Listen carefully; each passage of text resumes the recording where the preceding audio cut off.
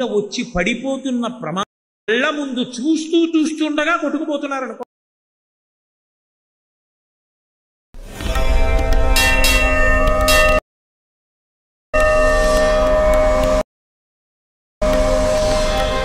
భగవన్నామమును పలికితే ఏమవుతుందంటే ఆపద తొలగిపోతుంది.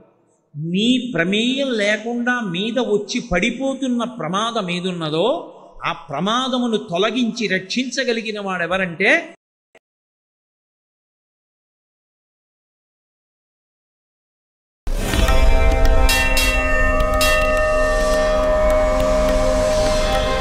ఒక సమస్య ఏర్పడడం గొప్పతనం కాదు.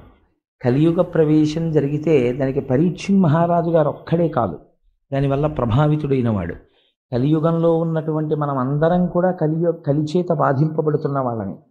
కాబట్టి ఇప్పుడు కలి బాధ నుంచి తప్పుకోవడానికి మార్గం ఏదైనా ఉంటుందా, ఇది చెప్పేవాడు ఎవరైనా ఉండాలి.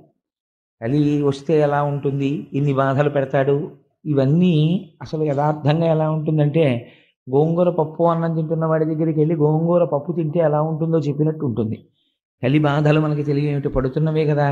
కొత్తగా కలి పురుషుడు ప్రవేశిస్తే ఇలా ఉంటుందండి అంటే బహుశా ఈ బాధలన్నీ దానివల్ల అని తెలుస్తుందేమో తప్ప, కడుపు నొప్పితో ఉన్నవాడికి కడుపు నొప్పి ఎందుకు వచ్చింది అంటే మీ కడుపులో చిన్న పుండు వేసిందండి దానివల్ల వస్తుంది నొప్పి అంటే ఏమిటి దానివల్ల ప్రయోజనం, అంతకు ముందు నొప్పి ఉంది ఇప్పుడు నొప్పి ఉంది కాబట్టి పుండు ఉందని తెలిసిందంతే. అలా బాధలు ఎందుకు వస్తున్నాయి అంటే ప్రధానంగా అంటే ఈ యుగంలో మనస్సు ఎందుకు ఈశ్వరుడి దగ్గర ఉండట్లేదు అంటే కలి యొక్క ప్రభావం ఎక్కువగా ఉండడం చేత. అది చెప్పడం పెద్ద విషయం కాదు. కానీ కలి ప్రవేశము జరిగిన తరువాత మనకి ఈశ్వరుని యొక్క పాదముల యందు విస్మృతి లేని భక్తిని పొందడానికి కావలసినటువంటి మార్గములు కానీ, లేదా కలియుగ ప్రవేశము తర్వాత కలి ప్రభావం మన మీద ప్రసరించకుండా ఉండడం కోసమని మనం చెయ్యవలసినటువంటి ప్రయత్నాన్నైనా చెప్పగలిగినటువంటి సమర్థుడు ఒకడు రావాలి. అటువంటి సమర్థుడు వచ్చాడు. ఆయన శుకుడు.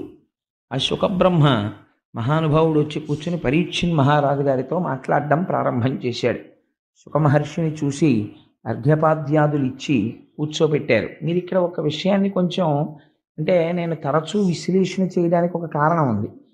ఇది అలా చెప్పడం ఒక పురాణ విషయంగా దాన్ని చెప్పడం నాకంత పెద్ద ఆసక్తి అనిపించదు. ఎందుచేత అంటే నేను పురాణంలో ఎలా ఉందో అలా యథాతథంగా పరీక్షిత్ మహారాజు గారు ప్రాయోపవేశం చేశారు, శుకమహర్షి వచ్చారు, ఆయన్ని చూసి చాలా సంతోషించారు. నేను చచ్చిపోయే ముందు నువ్వు వచ్చావు, చాలా సంతోషమయ్యా, అందుకని నీ కాళ్ళు కడుక్కో చేతులు కడుక్కో, నీళ్ళు ఇచ్చాడు, కాసి నీళ్లు తాగు, నీళ్ళు ఇచ్చాడు, నమస్కారం పెట్టాడు, సాష్టాంగం చేశాడు. ఇవి చెప్పాను అనుకోండి, ఏమిటి అందులో గొప్పతనం ఉంది నాకు చెప్పండి. ఉంది ఒక గొప్పతనం.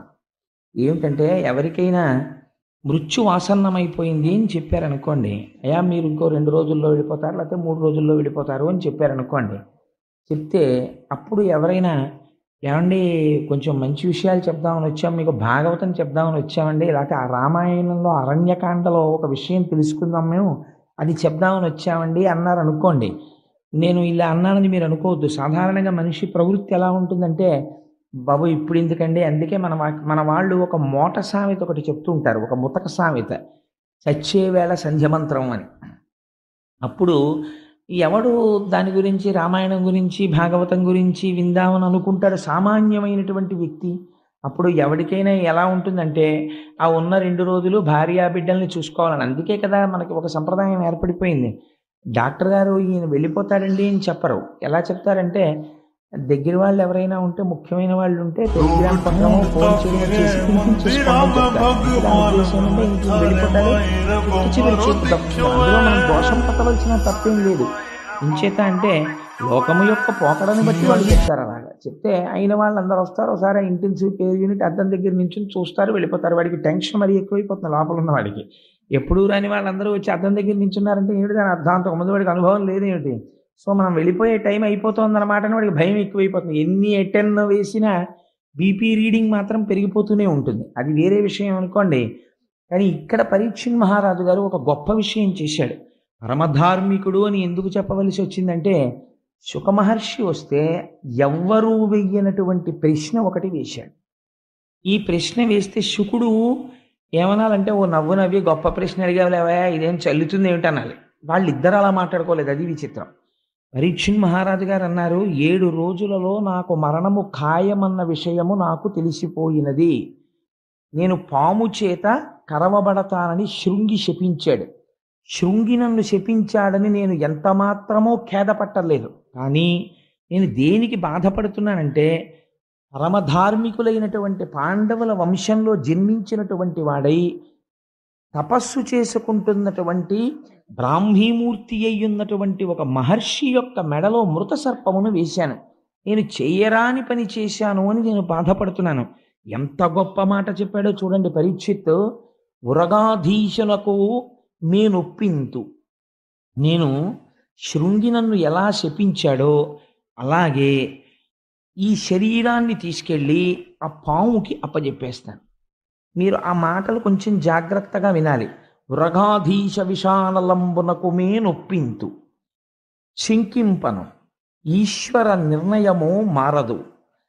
ఈ శరీరాన్ని తీసుకెళ్ళి వృగాధీశ విషానలంబునకు, పాములకన్నింటికీ కూడా అధిపతి అయిన వాడు ఎవరున్నాడో అటువంటి ఉత్కృష్టమైనటువంటి పాము యొక్క విషానికి ఈ శరీరాన్ని అప్పచెప్పేస్తాను. నేను ఆ పాము రాకుండా ఏం చేద్దాం? ఆ పావుని పట్టే వాళ్ళని ఎవరినన్నా చూడండి, లేకపోతే పాము రాకుండా చుట్టూ అగ్నిజ్వాలలు పెట్టండి, కాపలా కాయండి, ఇంకా సెక్యూరిటీ బీఫప్ చేసేయండి అని నేను ఎప్పుడు అనను. నేను అనేది ఐ యాక్సెప్ట్ ది డెత్. అది అందులో ఉన్న స్టేట్మెంట్. నేను మరణమును అంగీకరించుచున్నాను. ఉరగాధీశ విషానలంబునకు మేనొప్పింతు, శంకింప, ఈశ్వర నిర్ణయము, ఈశ్వర సంకల్పము నేడు మానదు. ఈశ్వరుడు ఏది సంకల్పం చేశాడో అది ఇవాళ మారిపో అంటే మారేది కాదు. భవిష్యజ్జన్మ జన్మంబులన్ హరి చింతారతియున్, హరి ప్రణుతి, భాషాకర్ణ నాసక్తియున్, హరి పాదాంబుజ సేవయున్ కల్గు మీరర్థిన్ ప్రసాదింపరే. ఇది అడిగాడు ఆయన. అక్కడికి ఎందరో ఋషులు వచ్చారు. వాళ్ళని ఆయన అడిగిన విషయం ఏమడిగాడంటే, నేను వృగాధీశ విషానలంబునకు మేనొప్పింతు, శంకింప, ఈశ్వర సంకల్పము మీరు మానదు. ఈశ్వరుడు ఏమి సంకల్పం చేశాడో ఆ సంకల్పం జరుగుతుంది. ఈ మాట చెప్పడానికండి ఇలా పద్యం రాయాలన్నా, వ్యాసుడి హృదయాన్ని అర్థం చేసుకొని యథాతథంగా తెలుగులో ఇలాంటి మాటలు పడాలన్నా రామచంద్రమూర్తి అనుగ్రహం ఉంది కాబట్టి పడ్డాయి. సాధారణంగా మృత్యు వచ్చేస్తోంది అంటే ఒక రోగం కారణం చెప్తాం. ఆ రోగానికి కారణం ఏం చెప్తాం అంటే, మీరు అలా ఉండకుండా ఉండాల్సిందండి, మీరు అలా చేయకుండా ఉండాల్సింది, మీరు అశ్రద్ధ చేసేసారు, మీరు అక్కడికి వెడితే బాగుండేది, మీరు ఇక్కడికి వెడితే బాగుండేది అంటాడు. తప్పించి మరణము ఆసన్నం అయిపోతోంది, దానికి ఒక కారణము చూపించాలి కాబట్టి ఒక వ్యాధి కనపడుతోంది కాబట్టి 1,000,000 మంది వైద్యులు కూడి వచ్చిన కాని మరణమయ్యడి వ్యాధి మాన్పలేరు. ఈ శరీరం వెళ్ళిపోవడానికి మూట సర్దేసుకుంటోంది కాబట్టి ఇది ఈశ్వర సంకల్పము. కాబట్టి శరీరమును డొల్ల చేయడానికి ఈశ్వరుడు రోగమును పంపించాడు. కాబట్టి ఇది వెళ్ళిపోవడానికి సిద్ధపడిపోతోంది. నేను దీన్ని వెళ్ళిపోవడానికి అంగీకరిస్తున్నాను. ఈశ్వరుడు యొక్క సంకల్పము మారదు, ఇది వెళ్ళిపోతుంది అన్న మాట ఎన్ని కోట్ల మందిలో ఏ ఒక్కడంటాడో నాకు చెప్పండి. పరీక్షిత్ అంటున్నాడు ఇవాళ, వృగాధీశ విషానలంబునకు మేనొప్పింతు, శంకింప, ఈశ్వర సంకల్పము నేడు మానదు. కానీ ఆయన అడుగుతున్నది ఏమిటంటే, నేను చచ్చిపోకుండా చూడండి అని నేను ఎవరిని అడగను, నన్ను రక్షించమని నేను అడగను. పోని ఏమంటే ఆ శాపం ఇచ్చాడు కదా, ఆ శృంగి కాళ్ళు అట్టుకుంటే పోనీ ఆ శాపం ఏమైనా వెనక్కి తీసుకుంటాడా, లేకపోతే దీన్ని ఇంకొక రకంగా మార్చే అవకాశం ఉంటుందా, లేకపోతే దీనికన్నా పైకోర్టు లాంటిది ఏమైనా ఉంటుందా, అక్కడికి వెడితే ఏమైనా కొంచెం మార్పు చేస్తారా, నేను ఎలాగో అలా బతికేస్తే సరిపోతుందా, ఇంత తప్పు చేసినా నేను బతికేస్తే చాలండి. ఈ చౌకబారు మాటలు పరీక్షిత్ మాట్లాడటం లేదు. ఆయన మాటల్లో ఎంత ధృతి ఉందో మీరు చూడండి. ఆ ఒక్క పద్యం పరీక్షిత్ యొక్క హృదయమును, పరీక్షిత్ యొక్క సంస్కారాన్ని ఆవిష్కరిస్తుంది. ఆయన అడుగుతున్నది ఏమిటి అంటే, భవిష్యత్ జన్మ జన్మంబులన్, నాకు భవిష్యత్తులో, భవిష్యత్ అంటే ఏంటి, ఇప్పుడు ప్రస్తుతం ఉన్నది కలియుగమే కదా, మళ్ళీ ఉత్తర జన్మ తీసుకున్నప్పుడు నాకు జన్మము వచ్చినప్పుడు నాకేం కావాలి, హరి చింతారతియున్, నా మనస్సు ఎప్పుడూ శ్రీ మహావిష్ణువునే స్మరిస్తూ ఉండాలి. హరి ప్రణుతి, స్మరించడం కాదు, ఎక్కడైనా స్వామివారి ఉత్సవమూర్తి కనపడ్డా, దేవాలయం కనపడ్డా, స్వామి దేవాలయం కనపడ్డా, గభాల శిరస్సు ఉంచి ఇలా నమస్కరించగలిగినటువంటి సంస్కార బలం నాకు కావాలి. అందుకని హరిచింతారతియున్ హరిప్రణుతి భాషాకర్ణనాసక్తియున్. ఎంత గొప్ప మాట చూడండి అది. బాగా చెప్పేవాడు దొరకాలని ఆయన అనలేదు. ఆయన ఏమన్నాడంటే భాషాకర్ణనాసక్తియున్. ఆ స్వామి గురించి 4 మాటలు చెప్పేవాడు దొరికితే చాలు పరిగెత్తుకుంటూ వెళ్ళి వినేటటువంటి జిజ్ఞాస నాకు కలుగుగాక.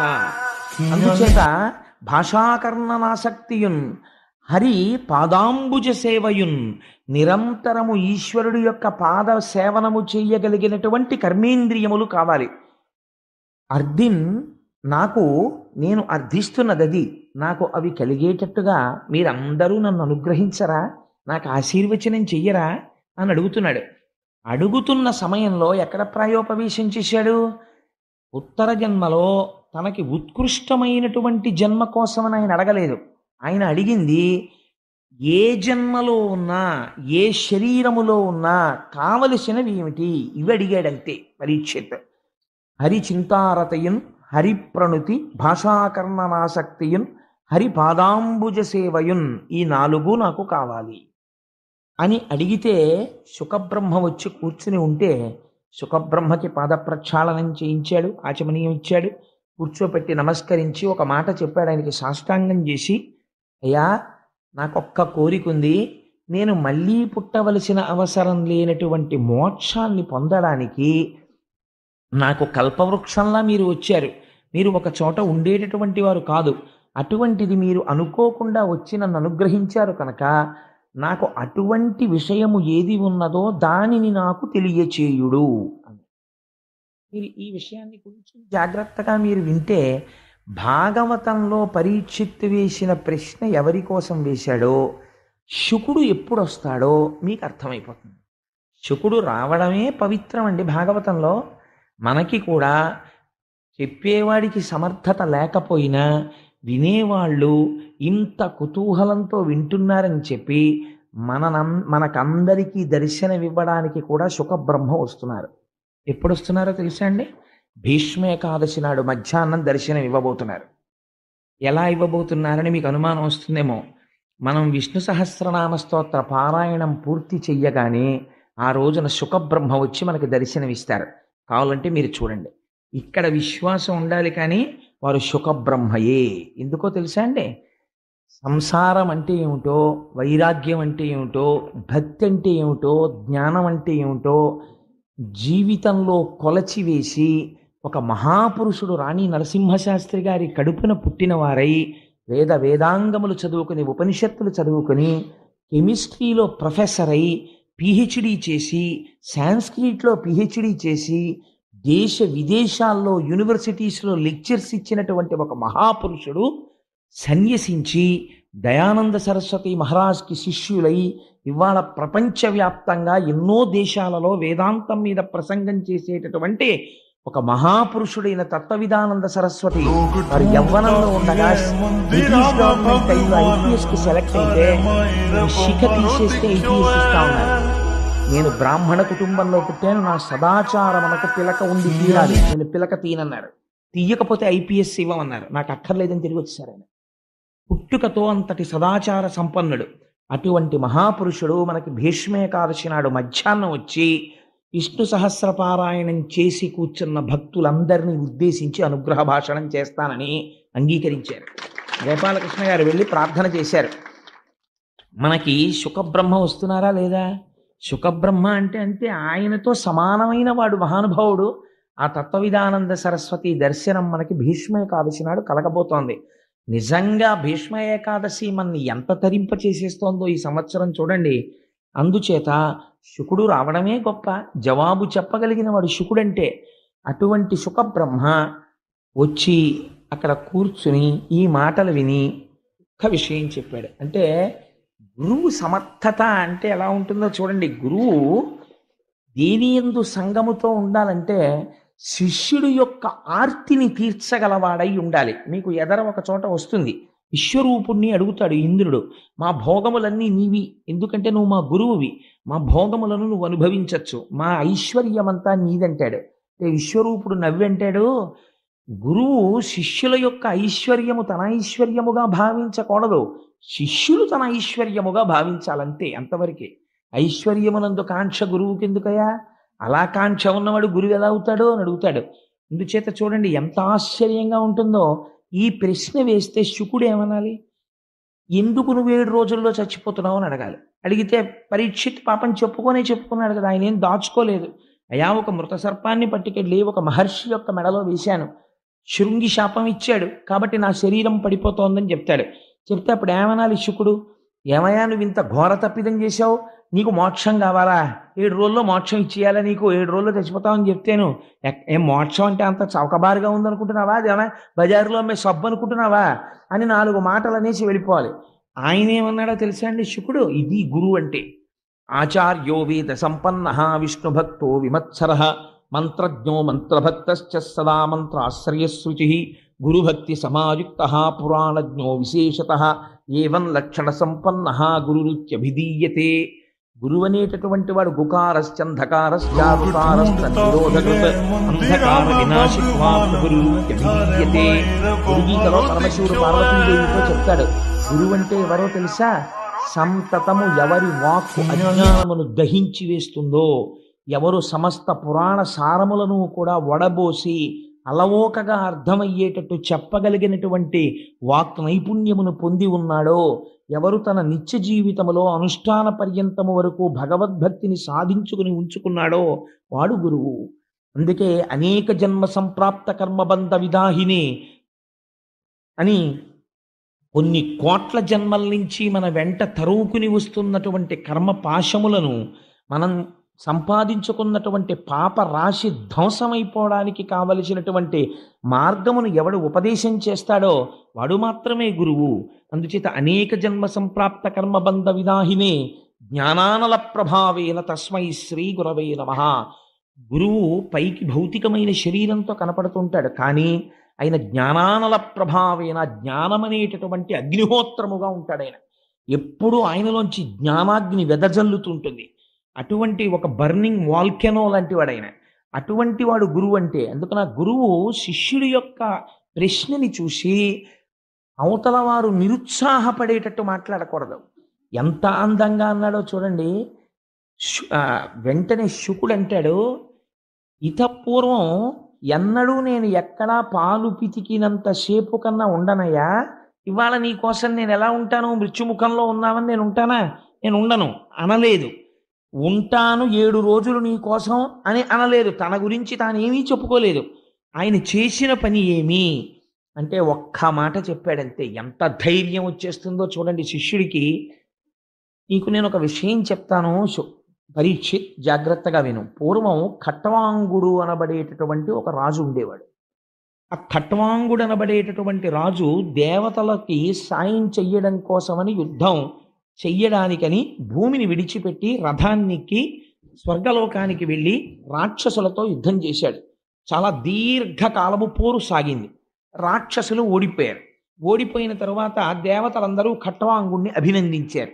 అభినందించిన తర్వాత నీకేం వరం కావాలో కోరుకో, ఇంత మా కోసమని కష్టపడి నువ్వు పైలోకానికి వచ్చి యుద్ధం చేసావు కదా, నీకేం వరం కావాలని అడిగారు. అడిగితే ఆయన అన్నాడు, నాకేం వరం అక్కర్లేదు, కానీ నా ఆయుర్దాయం ఎంత మిగిలిందో చెప్తారా అంటే వాళ్ళు బటన్ నొక్కి కంప్యూటర్లో బటన్ నొక్కి అప్పుడు ఉన్నాయండి అనకండి అంటే వాళ్ళు చూడగలరు కాబట్టి వెంటనే వాళ్ళు చూసి అన్నారు, నీకు ఇంకొక గడియ ఉన్నదయా ఆయుర్దాయం అన్నారు. ఆయన అన్నాడు, షహబాష్ చాలు నేను తరించిపోవడానికి గడియ ఉందా అన్నాడు. అని రథం ఎక్కి గబగబా భూమండలానికి వచ్చేసాడు. వచ్చేసి అంతఃపురంలోకి వెళ్ళిపోయి ఈ మాట చెప్పేసి ధ్యానమగ్నుడై ఈశ్వరుణ్ణి ధ్యానం చేస్తూ కూర్చొని శరీరాన్ని విడిచిపెట్టేసి మోక్షాన్ని చేరుకున్నాడు. నీకు 7 రోజులు టైం ఉంది, 2 గడియల్లో మోక్షానికి వెళ్ళిన వాడు ఉన్నాడు, నీకు రాకపోవడం ఏమిటి మోక్షం అన్నాడు శుకుడు. ఎంత గొప్ప మాట చూడండి. ఇలా మాట్లాడిన వాడు గురువు. అంతేకాని అదే కష్టం అండి, అవన్నీ ఎలా అవుతాయండి, మీకు చేయలేరండి, అవన్నీ చాలా కష్టం అండి బాబు, మోక్షం అంటే అది అంత తేలిక అనుకుంటున్నారా అని భయపెట్టేయడానికి గురువు ఎందుకండి? ఇంకా ఉత్సాహాన్ని ప్రోధి చేయడానికి ఈశ్వరుడు సర్వకాలములయందు ఆర్తితో నువ్వు పిలిస్తే పలకడానికి సిద్ధంగా ఉన్నాడయా అని పునశ్చోత్తమ సంత్వవాది మళ్ళీ మళ్ళీ మళ్ళీ మళ్ళీ మంచి మాటలు చెప్పి భాగవతుల్ని భక్తుల్ని భగవంతుడికి దగ్గర చేర్చేటటువంటి ప్రయత్నం చేసేవాడెవడో ఆయన గురువు.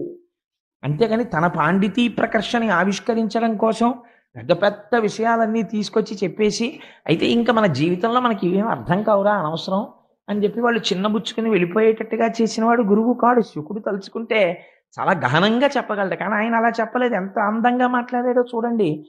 భాగవతానికి ఉన్న గొప్ప లక్షణం మీరు ఒక్కటి గమనించాలి. పరీక్షిత్ ఎవరికి ప్రతినిధో తెలుసా అండి? 7 రోజులలో మరణించే వారందరికీ పరీక్షిత్ ప్రతినిధి. 7 రోజులలో మరణించే స్వభావం ఉన్నవాళ్ళు ఎవరు? ఈ సమస్త జగత్తుకి అదే పరిణామం. ఎందుచేత అంటే ఆయన దేశాన్ని ఏలినవాడు కావచ్చు, మహాజ్ఞాని కావచ్చు, గొప్ప చిత్రకారుడు కావచ్చు, కవి కావచ్చు, పండితుడు కావచ్చు. ఎవరైనా ఎంతకాలం బ్రతుకుతారు అంటే 7 రోజులే. ఎందుకంటే 8వ రోజు లేదు చచ్చిపోవడానికి. చచ్చిపోతే ఆది సోమ మంగ బుధ గురు శుక్ర శని 7 రోజుల్లోనే చచ్చిపోవాలి. కాబట్టి ఎవరికైనా ఎన్ని రోజులు మిగిలాయి? 7 రోజులే మిగిలాయి. కాబట్టి 7 రోజులలో మోక్షాన్ని పొందడానికి ఏం చెయ్యాలని పరీక్షిత్ వేసిన ప్రశ్న అందరి తరపున పరీక్షిత్ వేసేసినట్టే. ఇప్పుడు శుకుడు చెప్పింది ఎవరికి చెప్పినట్టు? అందరికీ చెప్పేసినట్టే. ఇప్పుడు పరీక్షిత్ అందుకున్నట్టు అందుకున్నవాడు ఎవడో వాళ్ళందరూ పరీక్షిత్తుల మోక్షాన్ని పొందుతారంతే. అంతే అక్కడ ఉన్నటువంటి విషయం. మీకు భాగవతంలో ఉన్న గొప్ప రహస్యం ఏమిటో తెలుసా అండి? ఒక ఆయన్ని 7 రోజుల్లో చచ్చిపోతావు రా, 7 రోజుల్లో నేను ఏం చేస్తే మళ్ళీ పుట్టనని మోక్షం పొందాడు ఒక ఆయన. నువ్వు 8వ గర్భానికి చచ్చిపోతావు ఈ అమ్మాయికి అన్నారు ఒక ఆయన్ని.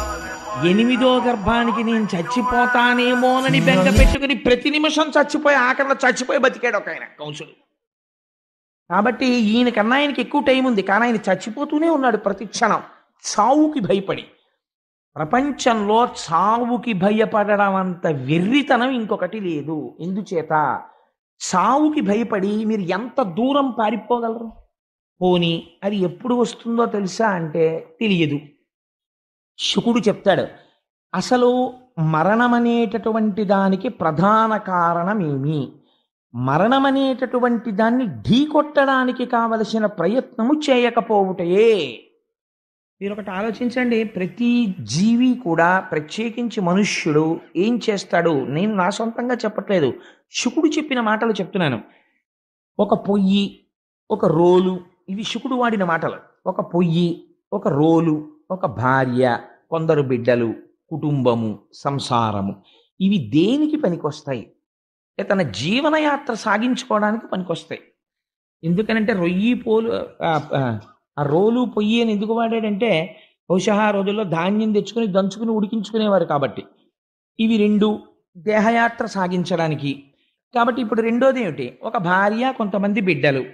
ఇంకా ఈ నిరంతరము దేని గురించి ఆలోచన చేస్తాడో శరీరము యొక్క పటుత్వము సన్నగిల్లిపోతూ ఉంటుంది, శరీరము ముడతలు పడిపోతూ ఉంటుంది. తన తర్వాత తరం వచ్చేసింది, కొడుకు పెద్దవాడైపోయాడు, ఇప్పుడు ఆయన పనులు ఆయన చూసుకోగలడు. ఈయనకన్నా సమర్థవంతంగా ఆయన చూడగలడు. ఈయన తాళం తీసి తాళం చెవులు ఎక్కడెట్టాడో తెలియదు. అపార్ట్మెంట్ కిందకి వెళ్ళిపోయిన తర్వాత తాళం వేసామంటావా అంటాడు. అంటే మెల్లిమెల్లిగా జ్ఞాపక శక్తి తగ్గిపోతోంది. అయినా సరే ఇంకా కొడుకు జీతం పట్టుకొచ్చిస్తే కుటుంబ పోషణ తను చెయ్యాలని, అన్నీ తనకి తెలియాలని ఒక భ్రాంతి. మీరు ఒకటి శుకుడు చెప్పాడని కాదు, నిజాయితీగా ఒకటి ఆలోచన చేసే ప్రయత్నం చేస్తే బాల్యంలో ఉంటాం, అప్పుడు మనకేం తెలియదు, చాలా హాయి. ఒక వయస్సు వచ్చేస్తుంది, వచ్చిన తర్వాత ఒక అభిప్రాయం వస్తుంది, ఇది కాదు నేను ఇది చదువుకుంటాను అని. ఆ తర్వాత పెళ్ళి. ఇప్పుడు పెద్దలు నిర్ణయించినారు కానా అని శుభలేఖలో వేస్తాం, కానీ నిజంగా పెద్దలు నిర్ణయించేస్తే చేసేసుకునేంత పుణ్యాత్ముడు ఎవడు ఏం లేడు. 276 పెళ్లి చూపులు అయిపోయి వీడికి 60 ఏళ్ళు వచ్చాక చేసుకుంటాడు. అందుకని ఇన్ని పెళ్లి చూపులు చూసుకుని వాడు ఒక భార్యను ఎవరినో తీసుకుని తెచ్చుకుంటాడు. తెచ్చుకున్న తర్వాత 2 బిడ్డలు పుడతారు. తర్వాత ఆలోచన అంతా నిరంతరము దేని గురించి? నిజాయితీ అయిన ప్రశ్న శుకుడు అడిగాడంటే ఎందుకు అడగడండి? మీరు ఆలోచన చేయండి. మనకి ఉన్నటువంటి చాలా గొప్ప లక్షణం ఏంటంటే పూజ గది అని ఒక గది ఉంటుంది మనకి చాలా పెద్ద రిలీఫ్ ఎక్కడ వస్తుందంటే పొద్దున్న ఒక్క 10 నిమిషాలు అందులో కూర్చుంటే చాలు, ఇంకా దాని గొడవ మళ్ళీ మర్నాటి వరకు లేదు. మిగిలిన వాటితో ఇలా ఉండదు. అన్నం తిన్నాడు అనుకోండి, మళ్ళీ ఎవరో జంతికి లెట్టుకొచ్చారనుకోండి, 4 ముక్కలు ఇలా పడే అంటాడు. అదేంటి తిన్నాను కదా అన్నం ఇప్పుడు ఎందుకు 3 గంటలకు పెడుతుగానేలే అనడు. లేకపోతే ఎవరో మినపసున్ను అట్టుకొచ్చారనుకోండి, అవి ఎంత బాగా చేశారు అనండి మినపసున్ను అన్నారనుకోండి, ఏదో మినపసున్ను పెట్టు అంటాడు. ఇప్పుడు ఎందుకు రాత్రి భోజనంలో వేయి అనలేడు. ఇంద్రియములకు లొంగుతాడు. ఏది పోతన గారి భాగవతం బట్రా ఖాళీగా ఉందని ఇంకోసారి చదువుకుంటాను అధ్యాయం అనలేడు. చదివేశాను కదండి అదంతాను అంటారు. లేకపోతే సుందరకాండ చెప్తున్నారండి అన్నారు అనుకోండి, ఆయనకి ఏం పనండి బాబా, అస్తమానం సుందరకాండ చెప్తాడు, ఇప్పటికి ఎన్ని మాటలు చెప్పాడో ఎన్ని మాటలు విన్నాము, సుందరకాండ అంతా నాకు వచ్చండి, సుందరకాండకి నేను ఇది ఏంటంటాడు. విశ్వనాథ సత్యనారాయణ గారు రామాయణ కల్పవృక్షంలో దెప్పి పొడిచాడు, తిన్నా అన్నం తింటం లేదా, చేసిన సంసారం చెయ్యట్లేదా, చదివిన రామాయణం చదవడానికి నీకు వచ్చిన తెగులు ఏమిటని అడిగాడు ఆయన. అందుకని మనకి భగవత్ సంబంధమైన విషయం దగ్గరికి వచ్చేటప్పటికి ఒక విముఖత, పూజామందిరంతో ఉండేటటువంటి సంబంధం అన్నిటికన్నా బాగా ఎక్కడ తగ్గిపోతుందో తెలుసా అండి? వృద్ధాప్యంలోనే. ఎందుకంటే చెప్పడానికి ఒక సాకు ఒకటి దొరుకుతుంది. మోకాళ్ళ నొప్పులు కదండి, వెళ్ళినా కూర్చోలేని కోడలు దీపం పెడుతుంది అంటాడు. మరి పోనీ విష్ణు సహస్రం చదువుతారా అండి అంటే, నాకు నోటికి రాదండి, చదువుదాం అంటే ఇప్పుడు ఏంటంటే విశ్వం విష్ణు వషత్కారం అంటానా కళ్ళమ్మ నీళ్ళు వచ్చేస్తాయి, కనపడదు. టీవీకి చూడడానికి కనపడుతుంది, అదే విచిత్రం. ఒకవేళ దగ్గర నుంచి వినపడకపోతే దూరం నుంచి కూర్చొని చూస్తాడు. డాక్టర్ గారి దగ్గర కూడా ఏం చెప్తాడంటే, టీవీ కనపడటం లేదు డాక్టర్ గారు సరిగ్గాను అంటాడు, విష్ణు సహస్రం కనపడటం లేదండి అని చెప్పడం. అందుకని ఏమైపోతుందంటే భ్రాంతికి లోనైపోయి జీవితాన్ని గడిపేస్తాడంటే. ఒక గహనమైన వేదాంత విషయం చెప్పేటప్పుడు కొద్దిగా అది మీకు లైటర్ వెయిన్లో చెప్తే బాగుంటుందని నేను జోడించాను తప్ప నా ఉద్దేశ్యం భాగవతాన్ని ఒక జోకులమయం చేయడం నా ఉద్దేశ్యం కాదు. అందుకని ఇలా జీవితం గడిచి వెళ్ళిపోతున్నది, నీ దృష్టికోణమునందు ఎప్పుడైనా ఒక మార్పు వచ్చినదా? అసలు ఎప్పుడైనా ఒక ప్రశ్న అడిగిన వాడు ఉన్నాడా? నేను ఎక్కడి నుంచి వచ్చాను ఈ లోకంలోకి? కొంతకాలం ఉన్నాను, ఈశ్వరానుగ్రహం, అకాల మృత్యువేం రాలేదు, మనవల వరకు వచ్చేసాను, ఇంకా సమయమా అయిపోతోంది కాబట్టి తెలిసిపోతోంది, వెళ్ళిపోవడం తక్షణం. చాలా మంది వెళ్ళిపోయారు, మా నాన్నగారు వెళ్ళిపోయారు, మా నాన్నగారికి తగ్గినం పెడుతున్నాను, మా అమ్మగారు వెళ్ళిపోయారు, మా అమ్మగారికి తగ్గినం పెడుతున్నాను, మా అక్కయ్య ఒకటి వెళ్ళిపోయింది, మా అక్కయ్యకి ప్రతి సంవత్సరం నేను స్మరించి నమస్కారం చేస్తున్నాను. కాబట్టి ఇవాళో రేపో లేదా 10 ఏళ్ల తర్వాతో 20 ఏళ్ల తర్వాతో ఎప్పుడో ఒకప్పుడు ఇది వెళ్ళిపోవడం ఖాయం. కాబట్టి ఇది కూడా వెళ్ళిపోతుంది, ఇది కూడా వెళ్ళిపోతుంది. కాబట్టి ఏదో సంసారంలోకి వచ్చిన తర్వాత ఓ కొడుకు పుట్టినప్పుడు వాడి పేరు మీద ఏదో డిపాజిట్ మొదలెట్టాను, పిల్ల పెళ్లికనో డిపాజిట్ మొదలెట్టాను, కాస్త యుక్త వయస్సు వచ్చిన తర్వాత మంచి సంబంధాలు దొరికితే బాగుండని ఆ దృష్టికోణంలో కనపడ్డ వాళ్ళందరినీ విచారణ చేసేవాడిని. పైకి చెప్పకపోయినా ఫలానా వాళ్ళ అమ్మాయి అంటే ఆ అమ్మాయి మన కోళ్ళు అయితే ఎలా ఉంటుందే అని ఆలోచించేవాడిని, లేకపోతే మన అమ్మాయి వాళ్ళింటి కోళ్ళు అయితే ఎలా ఉంటుందే అని ఆలోచించేవాడిని. అవన్నీ అయిపోయాయి. ఇప్పుడు ఇంకా మిగిలింది ఏమిటి? మనవలు కూడా పుట్టేశారు, వాళ్ళ సంసారాలు వాళ్ళు చేసుకుంటున్నారు. నాకంటూ ఇంకా ఏమైనా ఉందా? దృష్టికోణం మార్చుకోవలసింది. నేను చెయ్యవలసినది ఏదైనా ఉన్నదా? ఈశ్వరుడి గురించి నేను తపించగలనా? అంటే మన నోటి వెంటనే వచ్చేటటువంటి సమాధానం ఏమి? మనం ఏం చెప్తామంటే, పెద్ద వయసు అయిపోయింది కదండి, ఏమీ పడదు, ఎక్కడికి వెళ్తామండి, ఎక్కడికి వెళ్ళి కూర్చుంటాం, ఎక్కడికైనా వెళ్ళి ఉండాలని ఉంటుంది, మాకు మాత్రం గుళ్ళు గోపురాలు తిరగాలని ఉండదు ఏమిటి, వెడితే కూర్చోలేం, కూర్చుంటే నిలబడలేం, తింటేనేమో అరగదు అంటే శుకుడు అన్నాడు, వీటికి నీకు పడుకోవడానికి జీవితాంతం పరుపు కావాలని అనుకుంటున్నావు. ఆఖరి ఊపిరి ఆగిపోయే ముందు మొదట చేసే పని ఏమిటో తెలుసా? మంచం మీద పోతాడేమోనని కింద పడుకోబెడతారు. ముందే ఎందుకు పడుకోవు? భూతలాన్ని పరుపుగా చేసుకుని నీ చేతిని, ఈశ్వరుడు ఇచ్చిన చేతిని తలగడగా పెట్టుకుని పడుకోవడం నువ్వెందుకు ప్రారంభం చెయ్యలేదు అని అడిగాడు. ఎంత గొప్ప ప్రశ్న అడిగాడో చూడండి. నువ్వు నీ చేతిని తల కింద పెట్టుకుని నా శరీరము వెళ్ళిపోతుందని అంగీకరించి ఈశ్వరాభిముఖుడనవడానికి నేను ఒక ప్రయత్నమును ప్రారంభించి తిని, నా పిల్లల చదువుకి ఓవర్ టైం చేసి సంపాదించాను, నా పిల్లల చదువు కోసం నా వినోదాలు కొన్ని తగ్గించుకొని డిపాజిట్ వేశాను, వాళ్ళ పని అయిపోయింది, ఇంకా వృద్ధిలోకి వచ్చేసారు, నా పని నేను చూసుకోవాలి, ఇంకా నన్ను ఉద్ధరించేవాడేవాడు, అందుకని నన్ను నేను ఉద్ధరించుకోవాలి, అందుకని నన్ను నేను ఉద్ధరించుకోవడం కోసం నేను ఈశ్వరాభిముఖుడనై ఇప్పటి నుంచి ఒక ప్రయత్నం ప్రారంభం చేస్తాను. భూశయనము చేసి తలగడకి బదులుగా చేతిని పెట్టుకుని పడుకోవడానికి గదులే అక్కర్లేదు, వెళ్ళిపోయే శరీరం ఈశ్వరుడు నిర్మించినటువంటి పర్వత గుహలు ఉన్నాయి, ఆ గుహలోకి వెళ్ళి ప్రశాంతంగా నువ్వెందుకు తప్పించలేవు? చెట్లకి పండిన పళ్ళు అరణ్యములలో వేలాడుతున్నాయి, నమ్మిన వాడికి పెట్టడం ఎలాగో ఈశ్వరుడికి తెలుసు, నువ్వెందుకు అది తెచ్చుకుని ఈశ్వరుడిచ్చిన దానితో జీవితాన్ని గడుపుకుని ప్రశాంతముగా బ్రతకలేవు? నేను ఈ మాటని ఆధునికమైనటువంటి భాషలోకి మార్చాననుకోండి, నువ్వు లంపటాన్ని, ఇంద్రియ లౌల్యాన్ని, లేనిపోని అహంకారాన్ని తగ్గించుకుని నీ గతం గురించి మాట్లాడడం తగ్గించేసి ప్రయత్నపూర్వకంగా ఈశ్వరుడి గురించి ఎందుకు మాట్లాడవు? 50వ ఏడు వచ్చిన దగ్గర నుంచి వచ్చేటటువంటి గొప్ప అవలక్షణం ఏమిటో తెలుసా అండి? వాచాలత్వము. దేని గురించి మాట్లాడతాడో తెలుసా? మీరు వెళ్ళి కదపండి. తనంత వాండి తానన్నటువంటి ఒక అహంకారాన్ని పెంచి పోషించుకుంటాడు. నేనండి 73లో సర్వీస్లో ఉండగా ఒక ఆఫీసరు నన్ను పిలిచి ఎందుకు ఇలా రాశావన్నాడు. నేను కేకలేస్తే బీపీ వచ్చి పడిపోయాడండి అంటాడు. ఇవన్నీ తన సాధితముల కింద చెప్పుకుంటాడు. అంతేకాని నా వయస్సులో ఉండగా నేను అలా ప్రవర్తించాను అని క్షమార్పణ చెప్పడు. ఇవి తన మనవలకి చెప్పుకుంటాడు, తన కొడుకులకి చెప్పుకుంటాడు. ఈఎక్స్ అని బోర్డు ముందు పెట్టి, లేకపోతే బ్రాకెట్లో ఆర్ఈటీడీ అని పెట్టుకుని, ఎప్పుడో చేసి వదిలేసిన ఉద్యోగం ఒకటి బోర్డు మీద పెట్టి, ఇంకా ఏదో లేనిపోయినటువంటి ఆభిజాత్యాలన్నీ తెచ్చి ఒంటికి పెట్టి, ఇంకా సుఖంగా ఇంకా సుఖంగా ఇంకా సుఖంగా దీన్ని ఉంచుదామని అనుకుంటాడు. ఎంత సుఖంగా దీన్ని ఉంచుదామని నువ్వు అనుకుంటున్నావో అంత వెళ్ళిపోయేటటువంటి సమయం ఆసన్నమైనప్పుడు ఎన్ని సుఖాలు తీసుకొచ్చి ఎక్కడ పెట్టినా నువ్వు సంసారమునందు సాధించిన ఏ ఉపకరణము చేత నీవు మరణమును తప్పించుకొనజాలవో శుకుడు తీర్పు చెప్పాడు. నీ భార్య కానీ, నీ బిడ్డలు కానీ, మనవలు కానీ, నీ క్వాలిఫికేషన్ కానీ, నీ వాహనాలు కానీ, నీ ఉద్యోగం కానీ, నువ్వు సంపాదించిన డబ్బు కానీ ఇవేమీ రావు. శంకరాచార్యుల వారు వాత పెట్టి చెప్పారు. కింవానేన ధనేన వాజికరిభిప్రాప్తేన రాజ్యేన కింవా పుత్ర కళత్ర మిత్ర పశుభిర్దేహేన గేహేన కిం జ్ఞాతైతక్షణభంగురం సపతిరోత్యద్యం మనోదూరతః స్వాత్మార్థం కురు వాక్యతో భజ భజ శ్రీపార్వతీ వల్లభం.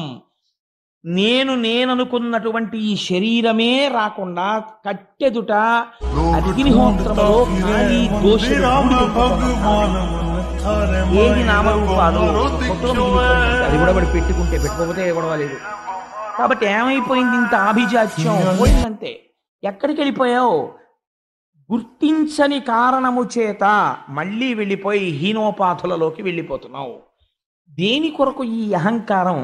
నీలా ప్రశ్న వేసిన వాడు ఏడి అని అడిగాడు పరీక్షిత్. అందుకని నువ్వు ఈశ్వరాభిముఖుడవు కా. నిన్ను రక్షించేది ఏదైనా ఉంటే ఏదో తెలుసా? ఇంకా నీకు సంబంధించినటువంటి ఈఎక్స్ ఏవి నిన్ను రక్షించవు. మరి ఏవి రక్షిస్తాయి? నువ్వు పట్టుకోవలసినటువంటిది ఈశ్వరుడి యొక్క పాదములను. వివేకము తెలుసుకో అని చెప్పాడంతే శుకుడు. వివేకం అనగానేమి? ఇంతకాలము ఏ ఇంద్రియ లంపటమునందు పడి ఉన్నావో దానినే పట్టుకొని ఆ సంసారమునే పట్టుకుంటే మృత్యువుని తప్పించుకోవడము సాధ్యము కాదు. మరి మృత్యువుని ఎలా తప్పించుకోగలవు? ఈశ్వర పాదములు పట్టుకో. ఈశ్వర పాదాలు పట్టుకుంటే మృత్యువు రాదా అండి అని మీరు అడగచ్చు. మృత్యువు రాదు. ఆ మాట నేనంటే మీరు మృత్యువు రాదంటే ఏమంటే మరి అలా అయితే చాలామంది పెద్దవాళ్ళు ఈశ్వరుణ్ణి కొలిచారు కదా, వాళ్ళందరూ ఎందుకు మృత్యువాత పడ్డారని అడగచ్చు. మృత్యువాత పడినది దేహము, ఆత్మకి మృత్యువు లేదు. ఆత్మకి మృత్యువు లేదని ఆత్మగా నిలబడిపోయిన వాడు మృత్యువుని పొందట్లేదు, మోక్షాన్ని పొందుతున్నాడు. దేహము తాననుకున్నవాడు మృత్యువుని పొందుతున్నాడు. కాబట్టి ఇప్పుడు దేహము తాను కానన్న జ్ఞానము కలగాలి. దేహము తాను కానన్న జ్ఞానము దేని వలన వస్తుంది? గురువు యొక్క అనుగ్రహము చేత, గురువు యొక్క భాషణము చేత వస్తుంది. కాబట్టి ఇప్పుడు ఎక్కడికి వెళ్ళిపోవాలి? గురువుతోడి సంగము పెట్టుకోవాలి. గురువు యొక్క అనుగ్రహము కోసమని ప్రయత్నం చెయ్యాలి. చేసి ఈశ్వరుడి పాదములు గట్టిగా పట్టుకుంటే కలిపురుషుడు నీ యందు ప్రవేశించి నీకు వ్యామోహమును కల్పింపలేడు. ఇది చేసినట్టయితే ఆయన ఒక్క మాట చెప్పాడు. తేలిక మాటల్లో 4 మాటల్లో మీకు నేను చెప్పేయాలంటే ఈ విరాట్ రూప వర్ణనమంతా చేశాడు శుకుడు. చేసి హరి లేనటువంటి పదార్థము లేదు. ఋషులు, సముద్రములు, భూమి, పంచమహాభూతములు ఇవన్నీ కూడా ఈశ్వరుడి యొక్క అంగాంగములై ఉన్నాయి. కాబట్టి ఎక్కడ చూసినా ఉన్నది ఈశ్వరుడు ఒక్కడే. కానీ ఈశ్వరుడు కనపడడం లేదు. ఎందుకు కనపడటం లేదు? అదే మాయ. అది నామరూపముల యందు కలిగినటువంటి తాదాత్మ్యత అధిష్టానమైనటువంటి బ్రహ్మమునందు కలగదు. అలా కలగాలంటే ఏమవ్వాలి? మాయ తొలగిపోవాలి. మాయ ఎప్పుడు తొలగిపోతుంది? ఆ ఉన్నది మాయ అని తెలిస్తే మాయ తొలగిపోతుంది, అంతే. అదొక గమ్మత్తు. అది మాయ అండి అని తెలిసింది అనుకోండి, మాయ పోతుంది, అంతే. అలా ఎలాగా అని మీరు నన్ను అడగచ్చు. రామకృష్ణ పరమహంస ఒక అందమైన ఆఖ్యానం చెప్తారు. వెనకటికి ఒక మహానుభావుడు ఒక ఆయన ఒక ఆశ్రమంలో ఉండేవట. ఆయనకి ఒక రోజున ఎందుకో ఉన్నది ఒక్కడే ఒక్క శిష్యుడు. ఆ శిష్యుడు కాస్త ఎక్కడికో వెళ్ళాడు ఊరు. అయ్యా మళ్ళీ వస్తానండి, వారం రోజులు ఏదో ఇంట్లో ముఖ్యమైన పని ఉందని వెళ్ళిపోయాడు. ఈయనకి పాపం అలా వెళ్ళిపోతూ వెళ్ళిపోతూ ఒక శిష్యుడి యొక్క అవసరం ఏర్పడింది. ఒక శిష్యుడు ఉండాలి పక్కన. ఆయనకి ఎందుకు వచ్చిందో ఆ ప్రారంధం, ఒక మేకలు కాసుకునేవాడిని చూసి, ఒరే అబ్బాయి నువ్వు ఒక 4 రోజులు నా శిష్యుడిగా ఉంటావా అన్నాడు. ఆయన అన్నాడు, ఉంటాను కానండి, నాకేం తెలియదే శిష్యుడిగా ఉండడానికి, నాకు ఏ విషయమూ తెలియదు, మీకు సంబంధించినవి ఏం చేయనన్నాడు.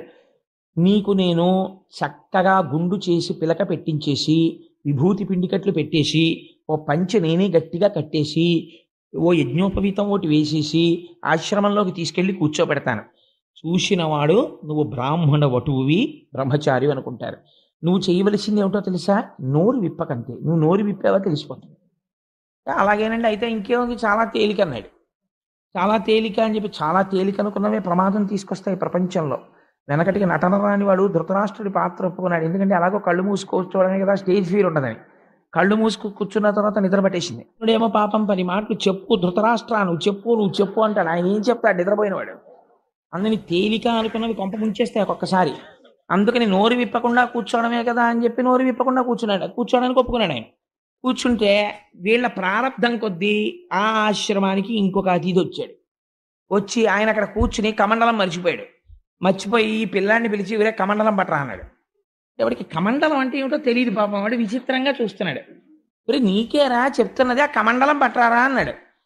అంటే వాడు మళ్ళీ బాబు ఇదేంటి నన్ను అడుగుతున్నాడు, నాకు కమండలం అంటే తెలియదు, నాకు తెలియదు అందావా, నోరు విప్పద్దని చెప్పాడు ఆయన. ఎలాగని చూస్తున్నాడు. ఆయన 4-5 మాటలు అడిగి, ఎరా కమండలం తేరా అంటే నాకు నువ్వు కానీ మేకలు కాసుకునేవాడు ఏంటిరా అన్నాడు. అనగానే లేచి పారిపోయాడు. ఎందుకు పారిపోయాడు అంటే మేకలు కాసుకునేవాడే అని తెలియగానే వాడు పారిపోయాడు. ఇది మాయా అని గురుముఖంగా తెలియగానే మాయ తొలగిపోతుంది. దానికి ఈశ్వరానుగ్రహము తోడైతే తొలగుతుంది. తొలగితే ఏమవుతుంది? లోపల ఉన్న ఆత్మ భాసిస్తుంది. చంద్రుడు ఒక సరోవరంలో ప్రతిబింబిస్తూ ఉంటాడు చీకట్లో. అలలు కదులుతుంటాయి. మెల్లిగా కదులుతున్న అలలకి చంద్రబింబం కూడా కదులుతున్నట్లుగా అనిపిస్తుంది.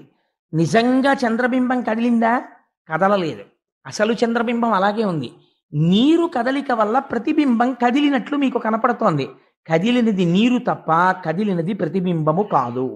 అలాగే అజ్ఞానము చేత తాదాత్మ్యమును పొంది ఈ దేహము తానన్న భీతి ఎక్కువై ఆ భీతియే మృత్యువు. కాదు నేను ఎప్పుడూ ఉండే ఆత్మని, అది తెలుసుకుంటోంది, అది తెలుసుకుంటున్నది నేను, అది ఎప్పుడూ ఉంటుంది, దానికి మృత్యువు లేదు. ఇది పడిపోతున్నప్పుడు కూడా ఇది పడిపోతోందన్నది సాక్షిగా తెలుసుకుంటుంది. ఇది పడిపోయాక కూడా బయటకు వచ్చి ఆహా ఇది పడిపోయిందని నా ఫోటో నేను చూసుకున్నట్టు అది దీన్ని చూస్తుంది. అది నేనైనప్పుడు ఈ పడిపోయేదాంతో నాకేం సంబంధం? అది పడిపోతుంది, అది సహజం, దానికి మృత్యువు, నాకు మృత్యువు లేదు అని అంగీకరించగలిగి అలా నిలబడగలిగితే మాయ తొలగినది. కానీ అది నేను చెప్పేసినంత తేలికని మీరు అనుకుంటున్నారేమో, అదంత తేలిక వెంటనే పట్టేసుకుంటుంది. కాబట్టి అలా స్థిరముగా నిలబడడానికి ఏది మార్గమో, మరి ఎలా నిలబడుతుందండి అది అంటే ఆయన ఒక మాట చెప్పాడు, హరిమయము విశ్వమంతయు. ఈశ్వరుడి కోసం నువ్వు ఎక్కడ తిరగక్కర్లేదు పరీక్షిత్. అసలు ఉన్నది శ్రీహరి ఒక్కడే, అది తప్ప ఇంకొకటి లేదు. హరిమయము విశ్వమంతయు, హరి విశ్వమయుండు. ఎంత గొప్ప మాట వేసేసారో చూడండి. విశ్వము హరి, హరి విశ్వము, ఇంకొక పదార్థం ఏం లేదు, ఉన్నది ఒకటే రెండుగా అలా ఇలా కనపడుతోంది. శుకుడు ఒక ఉపమానం కూడా చెప్పాడు. ఇలా చూసినప్పుడు నా ఎదురుగుండా కూర్చున్న తల్లి ఒక్కరు కనపడతారు. నేను నా గుడ్డుని ఒక వేలుతో ఇలా పొడిచాను అనుకోండి, నా ఎదురుగుండా కూర్చున్న ఆవిడ 2 కింద కనపడతారు. నా వేలితో గుడ్డుని ఇలా పొడవడం వల్ల నా ఎదురుగుండా ఉన్న వ్యక్తి 2గా కనపడినట్టు అజ్ఞానము చేత లోకములో ఈశ్వరుడు లోకము ఇంకా ఇంకా ఇంకా ఇంకా అలా కనపడుతున్నాయి. కానీ జ్ఞాననేత్రము చేత చూస్తే ఉన్నదొక్కటే. కాబట్టి హరిమయము విశ్వమంతయు, హరి విశ్వమయుండు, సందేహింప పని లేదు. హరిమయము కాని ద్రవ్యము పరమాణువు లేదు వంశపావన వింటే. నువ్వు కానీ సక్రమంగా వినదలుచుకుంటే హరిమయము కానటువంటి పదార్థము ఈ ప్రపంచమునందు లేదు. ఇది తెలుసుకుని సమస్తం ఈశ్వరమయం జగత్ అని నువ్వు అంగీకరించి అంతటా బ్రహ్మమును చూసి ఉన్నది బ్రహ్మమే, ఇది పడిపోతుంది. ఇది పంచభూతములు, బ్రహ్మాండములో ఉన్న పంచభూతములలోంచే పిండాండములోని పంచభూతములు, తన్మాత్రలు, ఇంద్రియములు ఇవన్నీ వచ్చాయి. ఇదంతా ఈశ్వరుడి యొక్క నిర్హేతుకమైన ఒక లీల అని నువ్వు అంగీకరించగలిగితే నీకు ఉత్తర క్షణమే మోక్షము అని బోధ చేసి, అసలు ఈ ఆ భక్తి నిలబడడానికి ఒక మాట చెప్పాడు ఆయన. ఈ భక్తి నీ అంత నువ్వుగా నేను భక్తిగా ఉంటాను, నేను భక్తిగా ఉంటాను, నేను భక్తిగా ఉంటానంటే భక్తిగా ఉండడం కుదరదు. అమరేంద్రాదులు కొల్చు భంగి అయ్యబ్జాక్షు సేవించగా విమల జ్ఞానము భక్తి, విమల జ్ఞానము ముక్తి వైరాగ్యమునొసగున్ తత్కమలాధీసు కథా సుధారస నదీ కల్లోల మాలా పరిభ్రమమెవ్వానికినైన కర్ణయుగళీ పర్వంబు కాకుండునే అని అడిగాడు శుకుడు. నేను ఒక్క మాట చెప్తాను పరీక్షిత్, నువ్వు చెయ్యవలసింది ఏమిటో తెలుసా? ఈశ్వరుడు యందు పూనిక కలగాలి. ఆ పూనిక ఎలా కలుగుతుంది? నువ్వు ఇంట్లో కూర్చుని భగవంతుడి మీద భక్తి కావాలి, భగవంతుడి మీద భక్తి కావాలంటే రాదు. ఎలా వస్తుంది? అమరేంద్రాదులు కొల్చు భంగి అయ్యబ్జాక్షు సేవింపగా ఆ ఈశ్వరుడికి ముందు నువ్వు అసలు ఇలా నమస్కారం మొదలెడితే ఆయన నీకు దారి చూపిస్తాడు. ఏమిటో తెలుసా దారి? ఆ మహానుభావుని యొక్క కథా సుధారస నదీ కల్లోల మాలా పరిభ్రమమెవ్వానికినైన కర్ణయుగళీ పర్వంబు కాకుండునే భగవంతుని యొక్క కథలు వినడం అనేటటువంటి స్థితికి తీసుకుని వెడతాడు. కాబట్టి కొన్ని కోట్ల కోట్ల కోట్ల జన్మల వరకు అసలు భాగవతం వైపుకు కానీ భగవత్ కథ వైపుకి కానీ వెళ్ళాడు అంటే వాడి జీవితంలో ఒక గొప్ప మార్పు ప్రారంభమైనది. ఎందుకని? అది విసుగులేనిది, ఆశాంతము రక్షణనీయగలిగినది. మలాపరిభ్రమమెవ్వానికినైన కర్ణయుగళీ పర్వంబు కాకుండునే. ఎవ్వరికైనా సరే భగవంతుని యొక్క కథలనేటటువంటివి కర్ణపేయంగా ఎంతో సంతోషంగా ఉంటాయి. ఆ భగవంతుని యొక్క కథలను వినడము నువ్వు ప్రారంభిస్తే భక్తి కలుగుతుంది. భక్తితో వాడు సర్వేశ్వరుడు, వాడంతటా ఉన్నాడు, ఇక్కడ ఉన్నాడు, చేయిస్తున్నవాడు వాడు, చూస్తున్నవాడు వాడు అన్న భావన నీకు కలిగిన నాడు నీకు తెలియకుండా భక్తిలో ఒక విచిత్రం ఏర్పడుతుంది. ఏమిటో తెలుసా అండి? ఏదో పూజ గదిలోకి వెళ్ళి ఒక పావు గంట అరగంట కూర్చొని పూజ చెయ్యడం కాదు.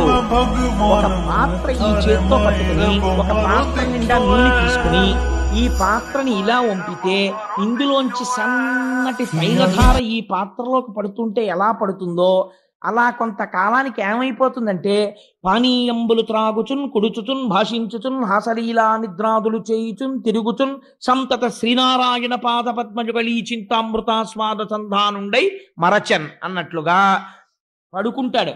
పడుకుంటూ ఈశ్వర ఏం ఆశ్చర్యమయా, ఇంత అలిసిపోయిన నా శరీరాన్ని పరుపు మీద పెట్టానంతే. కానీ ఇప్పుడు నిద్ర ఎవరిస్తారు? నువ్వు ఇస్తావు. ఎలా ఇస్తావు నాకే తెలియదు. ఎప్పుడు నిద్ర పడుతుందో పడుకుంటాను, అది వచ్చి ఆవరిస్తుందంటే. నేను నిద్రాకాలిక సుఖమును పొందుతాను. అదేమైనా ఆపరేషన్ చేసినట్టు బాధగా ఉంటుందా? హాయిగా ఉంటుంది. ఎంత ఔదార్యమయ్యనిది. నేను పడుకుని నిద్రపోతే తెల్లవారేటప్పటికి నువ్వేం చేస్తావు? నా ఇంద్రియాలకన్నింటికి మళ్ళీ బలం ఇచ్చేస్తావు. మళ్ళీ కళ్ళు సంతోషంగా చూస్తాయి, మళ్ళీ ముక్కు వాసన చూస్తుంది, ఆనందంగా నిద్రలేస్తాను.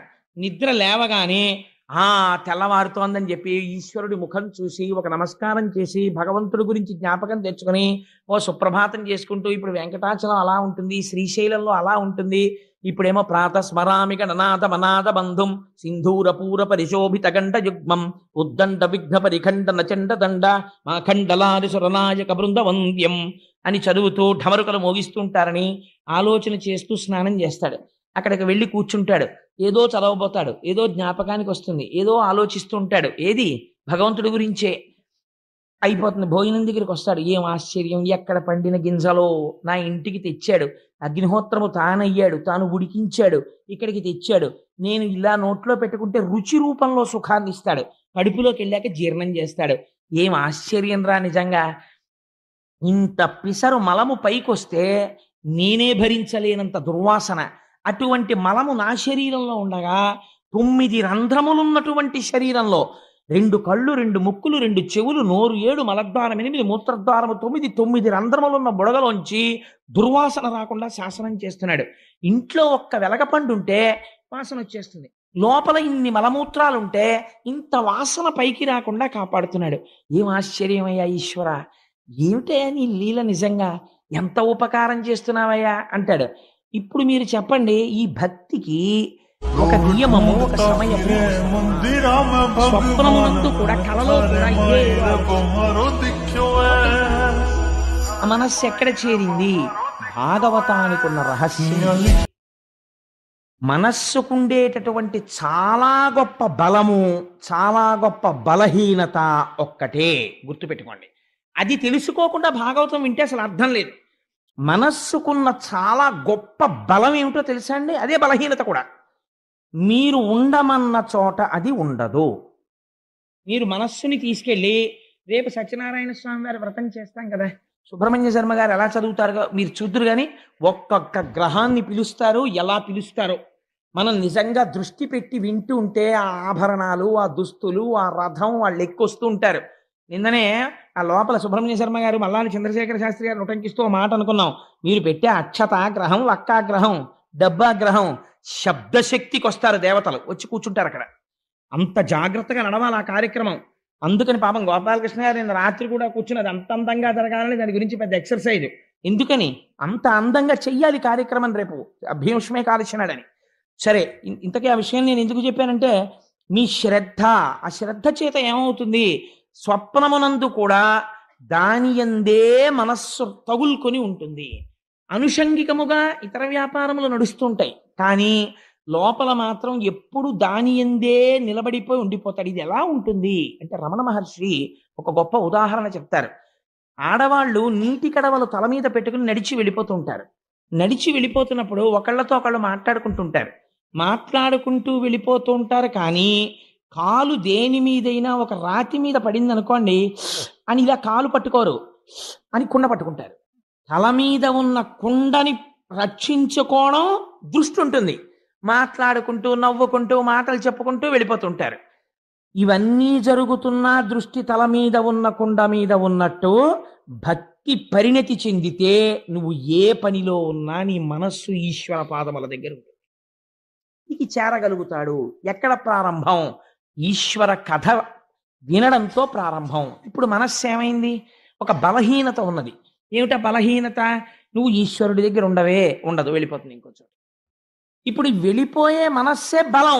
ఇప్పుడు మీరు దాన్ని వెళ్ళిపోవడం ఎలా వెళ్ళిపోయేటట్టు చేస్తున్నారు? మీరు ఆలంబనం అందిస్తున్నారు దానికి భాగవతం చెప్పారు.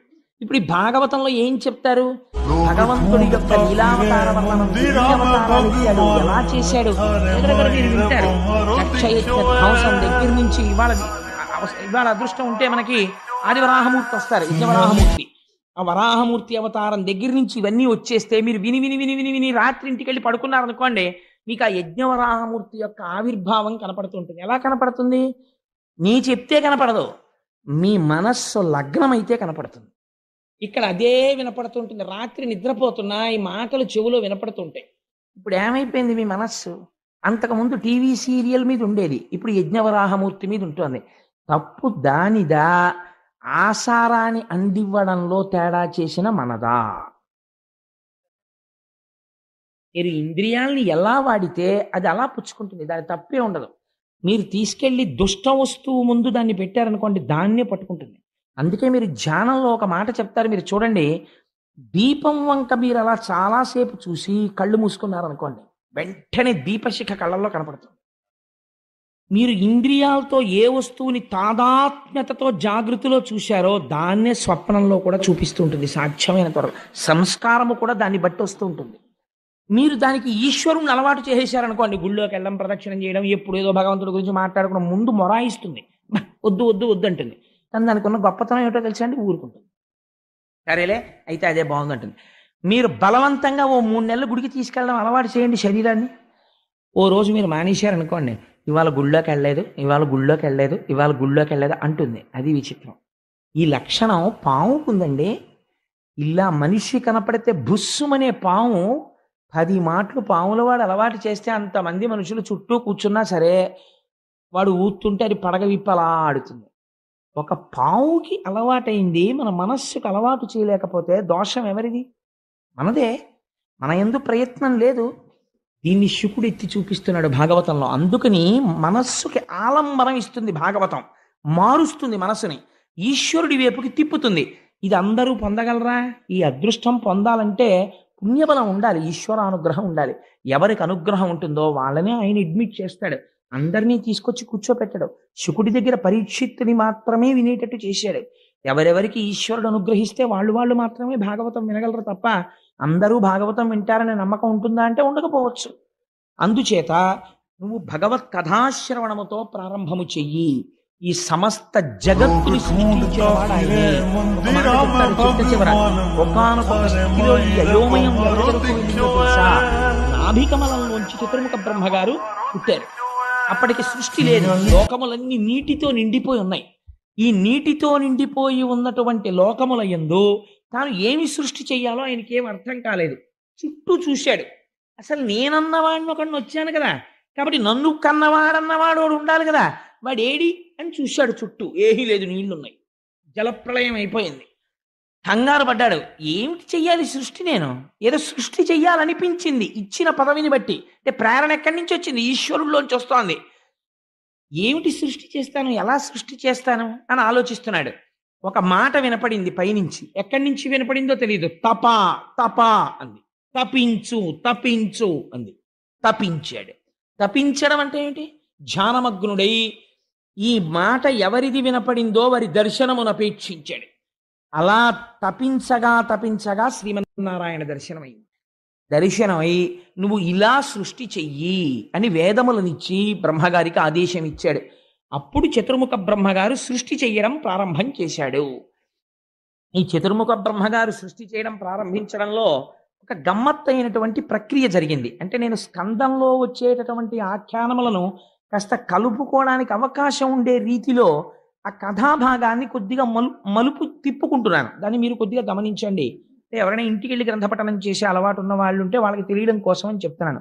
అంటే 45 రోజుల్లో నిజంగా భాగవతంలో కనీసం ప్రధాన విషయాలు పూర్తి చేయాలన్నా దానికి ఏదో ఒక దారి వెతకాలి కదా మరి. అందుచేత అలా బ్రహ్మగారు సృష్టి చేయడంలో ఆ బ్రహ్మము నుండి సృష్టి వెలువడింది. రకరకములైనటువంటి సృష్టి చేశాడు ఆయన. సృష్టి చేయడంలో కూడా ఒక గమ్మత్తు జరిగిందండి. ఆయన మొట్టమొదట సనక, సనందన, సనత్కుమార మొదలైనటువంటి వాళ్ళని సృష్టించాడు. ఆ నలుగురిని సృష్టించి మీరు సృష్టిని వృద్ధి చెయ్యండి, మీరు బిడ్డల్ని కనండి అన్నాడు. అంటే వాళ్ళు అన్నారు, మేము ప్రవృత్తి మార్గంలో వెళ్ళము, మాకు అక్కర్లేదు, మేం చెయ్యం సృష్టి, మాకు శ్రీహరి పాదములను చేరిపోతాం, నువ్వు మమ్మల్ని అనవసరంగా మళ్ళీ ఇలా సృష్టించావు కాబట్టి మళ్ళీ మేము వెళ్ళిపోతామని వాళ్ళు జ్ఞానులై ఎప్పుడు 5 ఏళ్ల వయస్సులో ఉంటారంటే కాలమునకు లొంగరు. వాళ్ళు 5 ఏళ్ల వయస్సులో చిన్నపిల్లల్లా బట్టలు విప్పుకుని ఎప్పుడు ధ్యానం చేస్తూ వాళ్ళు శ్రీహరి వైపుకు వెళ్ళిపోయారు. ఆయనకి కోపం వచ్చింది. బ్రహ్మగారు కోపం వచ్చి భృకుటి ముడివేశాడు. ఇలాగా విచిత్రం జరిగింది. నీలలోహితుడన్న పేరు కింద పడి వాడు ఏడుపు మొదలెట్టాడు. ఏడుస్తుంటే ఆయన అన్నారు, ఏడవకు ఏడవకు అన్నాడు. ఎందుకు ఏడవకు, నేను ఎక్కడ ఉండాలి, ఏం చెయ్యాలన్నాడు ఆయన. నేను చెప్తాను ఏడవకు అన్నాడు. నువ్వు పుడుతూనే ఏడిచావు కాబట్టి నిన్ను రుద్రుడు అంటారు అన్నాడు. సృష్టి ఎంత గమ్మత్తుగా వచ్చిందో చూడండి. అంటే సంకల్పము చేత సృష్టి ప్రారంభమైంది. ముందు ఎక్కడ అంటే సంకల్పములోంచి రావడం ప్రారంభమైంది. దానికి ఆ మిథున సృష్టి అంటారు. ఇప్పుడున్నటువంటి సృష్టి మిథున సృష్టి. అంటే స్త్రీ పురుష మైథునం చేత సృష్టి జరుగుతూ ఉంటుంది, లేదా జీవరాశులలో స్త్రీ పురుష మైథునం చేత సృష్టి. అది కాదు, అది సంకల్ప సృష్టి. కేవల ఈశ్వర సంకల్పముతో సృష్టి జరుగుతుంది.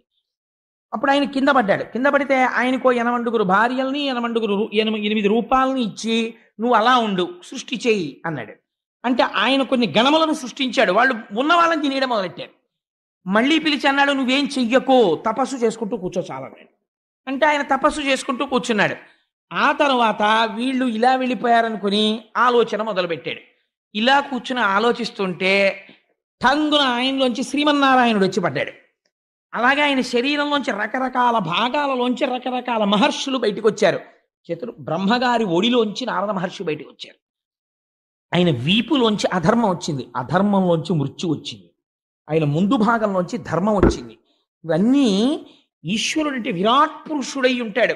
సృష్టి చెయ్యాలన్న సంకల్పంలో ముందు వచ్చింది.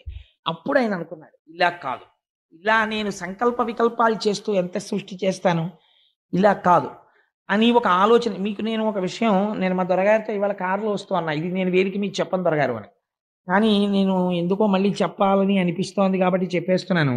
దీన్ని మీరు మరో రకంగా భావించకండి. దాని లోపల ఉండే అంతరార్థం చాలా విశేషంగా ఉంటుంది. అంటే ఒక్కొక్కసారి సృష్టి చేసేవారి యందు కూడా మోహము కలుగుతుంది. బ్రహ్మగారు ఒక స్త్రీని సృష్టించాడు. సృష్టించి ఆ స్త్రీ యందు మోహమును పొందాడు. పొందితే ఋషులు చెప్పారు, అదేమిటి నువ్వు సృష్టించిన స్త్రీ యందు నీకు మోహం ఏమిటన్నారు. వెంటనే ఆయన అన్నాడు, ఇది సృష్టికి ఉండేటటువంటి లక్షణము. కాబట్టి ఏ శరీరముతో అలా మోహం పొందానో దాన్ని నేను వదిలిపెట్టేస్తున్నాను ఆ శరీరాన్ని అన్నాడు. అని ఆ శరీరం వదిలేడు. వదిలితే అది ఏమవ్వాలి? ఆ శరీరం అది పొగమంచు అయింది. అదే పొగమంచు మనకి రోజు కళ్ళకి అడ్డంగా వస్తుంది చూసారా. అందుకే అది ఎదుటగా ఉన్నటువంటి విషయాన్ని కనపడనివ్వదు. కళ్ళు మూసుకుంటే అంటే పొగమంచు అపకారమే తప్ప ఉపకారం చేయదు. రైతు సిగ్నల్ కూడా బ్రహ్మం విడిచిపెట్టినటువంటి శరీరమే పొగమంచుగా మారింది. తర్వాత మైథున సృష్టి చెయ్యాలి అనుకున్నాడు ఆయన. అనుకుని తన శరీరంలోంచే రెండింటిని సృష్టించాడు. ఒకటి స్త్రీ, ఒకటి పురుషుడు. ఇంక సమస్య లేదు రా అన్నాడు. ఇక సమస్య లేదు, ఎందుకంటే వీళ్ళ యందు వ్యామోహమును ఏర్పాటు చేస్తాను. ఇప్పుడు ధర్మబద్ధమై ప్రజా సృష్టి జరుగుతుందన్నాడు. అలా మొట్టమొదట సృష్టించిన వాళ్ళల్లో మొట్టమొదట పుట్టినవాడు స్వయంభువ మనువు. ఆయన భార్య పేరు శతరూప. వీళ్ళిద్దరూ పుట్టారు. పుట్టిన తర్వాత బ్రహ్మగారు అన్నారు, కొడుకు తండ్రిని సంతోష పెట్టాలి, నువ్వు సృష్టి చేయి అన్నారు. అంటే ఆయన 5 బిడ్డల్ని కన్నాడు. కానీ వచ్చి నాన్నగారు నేను 5 బిడ్డల్ని కన్నాను అన్నాడు.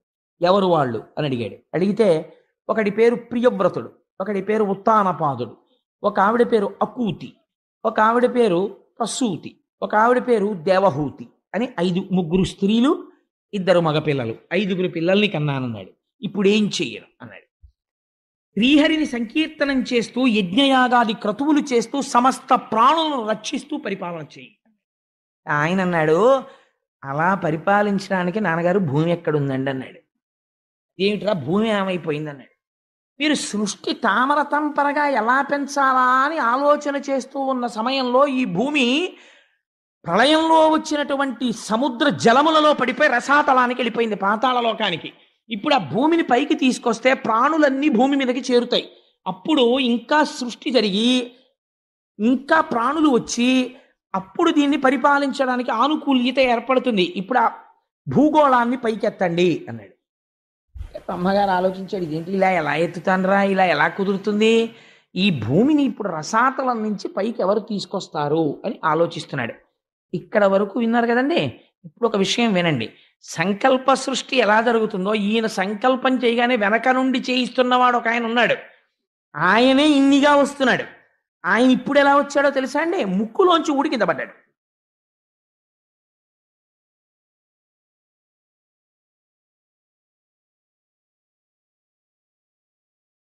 యథార్థమైనటువంటి విషయం. ఇవన్నీ మీకు చిత్రంగా ఉన్నట్లుగా అనిపిస్తాయి, కానీ పరమ యథార్థములు. తపశ్శక్తి ఉన్నటువంటి వ్యక్తులే గొప్ప తపస్సంపన్నుడు అనుకోండి. ఎవరు పావును వేశారో తెలియదు, నీళ్లు చేతిలో పట్టుకుని శపించాడంతే, పరీక్షించాడు. అటువంటిది తపోశక్తికి ఆలవాలమైనటువంటి వాడు. ఆయన చేసినటువంటి సంకల్పము ఈశ్వరుడు యొక్క అనుగ్రహంగా జరిగిపోతుంటుంది. అందుకని ఆయన నాసికారంధ్రములలోంచి కింద పడింది. ఎవరు పడ్డారు? ఒక చిన్న వరాహమూర్తి ఒకటి కింద పడింది. అది పడడంతో యజ్ఞవరాహమూర్తి అర్ధి అంగుష్టమాత్ర దేహంబుతోడ వియత్తల స్థాయియగుచు భూరి గజ ప్రమాణమయ్యే అచటనున్నవారల చూపులకు అద్భుతముగా. ఆ నాసికారంధ్రంలోంచి కింద పడినటువంటి ఈ వరాహం ఒక కొండంత అయిపోవడం మొదలెట్టింది దంష్టలతోటి. అయిపోయి ఇది ఇప్పుడు అడుగులు తీసి అడుగులు వేయడం మొదలెట్టింది. దీనికి ఎవరు ఏం చెప్పలేదు నువ్వు ఇలా చెయ్యాలని. అందరూ ఆశ్చర్యపోతారు, ఇది ఎక్కడి నుంచి వచ్చింది రోయ్ అని చూస్తున్నారా ఉన్నవాళ్ళు ఋషులు. వాళ్ళకి అర్థమైంది ఈ సంకల్పమును అనుసరించి భూగోళాన్ని పైకెత్తడానికి ఈశ్వరుడు ఎవడు మొట్టమొదటి నుంచి చివరి వరకు ఉంటున్నాడో వాడు వచ్చాడు. అంటే మొదటి అవతారము వచ్చినది. ఇప్పుడు ఎవరు వచ్చారు? అసలు మనం అందరం ఉండడానికి కావలసినటువంటి భూమిని పైకెత్తి మనకి నివాసం ఇవ్వడానికి ఈశ్వరుడు ఈ రూపమును పొంది వచ్చి ఉన్నాడు. ఎంత కృతజ్ఞులమై ఉండాలి ఆయనకి. ఇవాళ మనం ఉన్నామంటే ఆయన కృతజ్ఞత. ఇది మొదటి అవతారంగా వచ్చేసింది. ఇది యజ్ఞవరాహం కింద వచ్చింది. వస్తూ ఏం చేసింది? అడుగులు తీసి అడుగులు వేస్తోంది. వేస్తూ సముద్రంలో దూకింది. దూకితే పెద్ద చప్పుడు వచ్చింది. అది మూపు పెట్టి వెతుకుతోంది భూమి కోసం. వెతుకుతూ వెతుకుతూ ముఖం నిండా నీళ్లు అంటుకుపోతే పైకెత్తి ఇలా ఇలా అంది. అంటే అవి వెళ్ళి కొన్ని రాజ్యాల్లో పడ్డాయి. రేపు విందురుగాని కర్దమ ప్రజాపతి దేవహూతి వస్తుంది. అక్కడ విందురుగాని ఎక్కడెక్కడ పడ్డాయో, ఎక్కడెక్కడ క్షేత్రాలు అయ్యాయో ఆ నీళ్లు పడ్డాయి. పడితే ఋషులందరూ వెళ్ళి ఋగ్యజు సామవేదములతో స్తోత్రం చేస్తూ ఆ నీళ్లు మీద పడేటట్టు నించున్నారు. ఎందుకని? ఈ కంటికి గోచరం అవనివాడు రక్షించడం కోసమని ఒక విచిత్రమైన మూర్తిగా వచ్చాడు.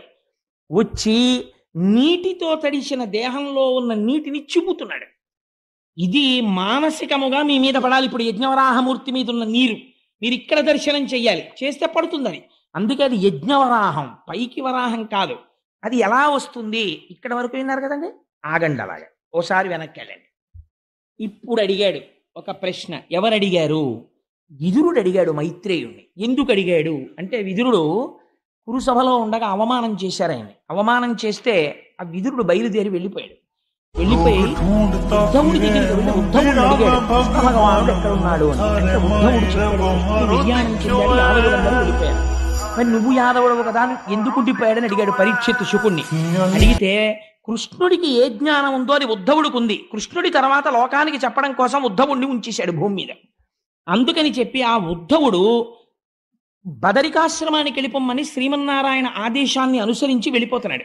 వెళ్ళిపోతుంటే విదురుడు వెళ్ళి, నువ్వు శ్రీమన్నారాయణుడి దగ్గర కృష్ణుడి దగ్గర నేర్చుకున్నటువంటి భాగవత జ్ఞానం నాకు చెప్పమని అడిగాడు.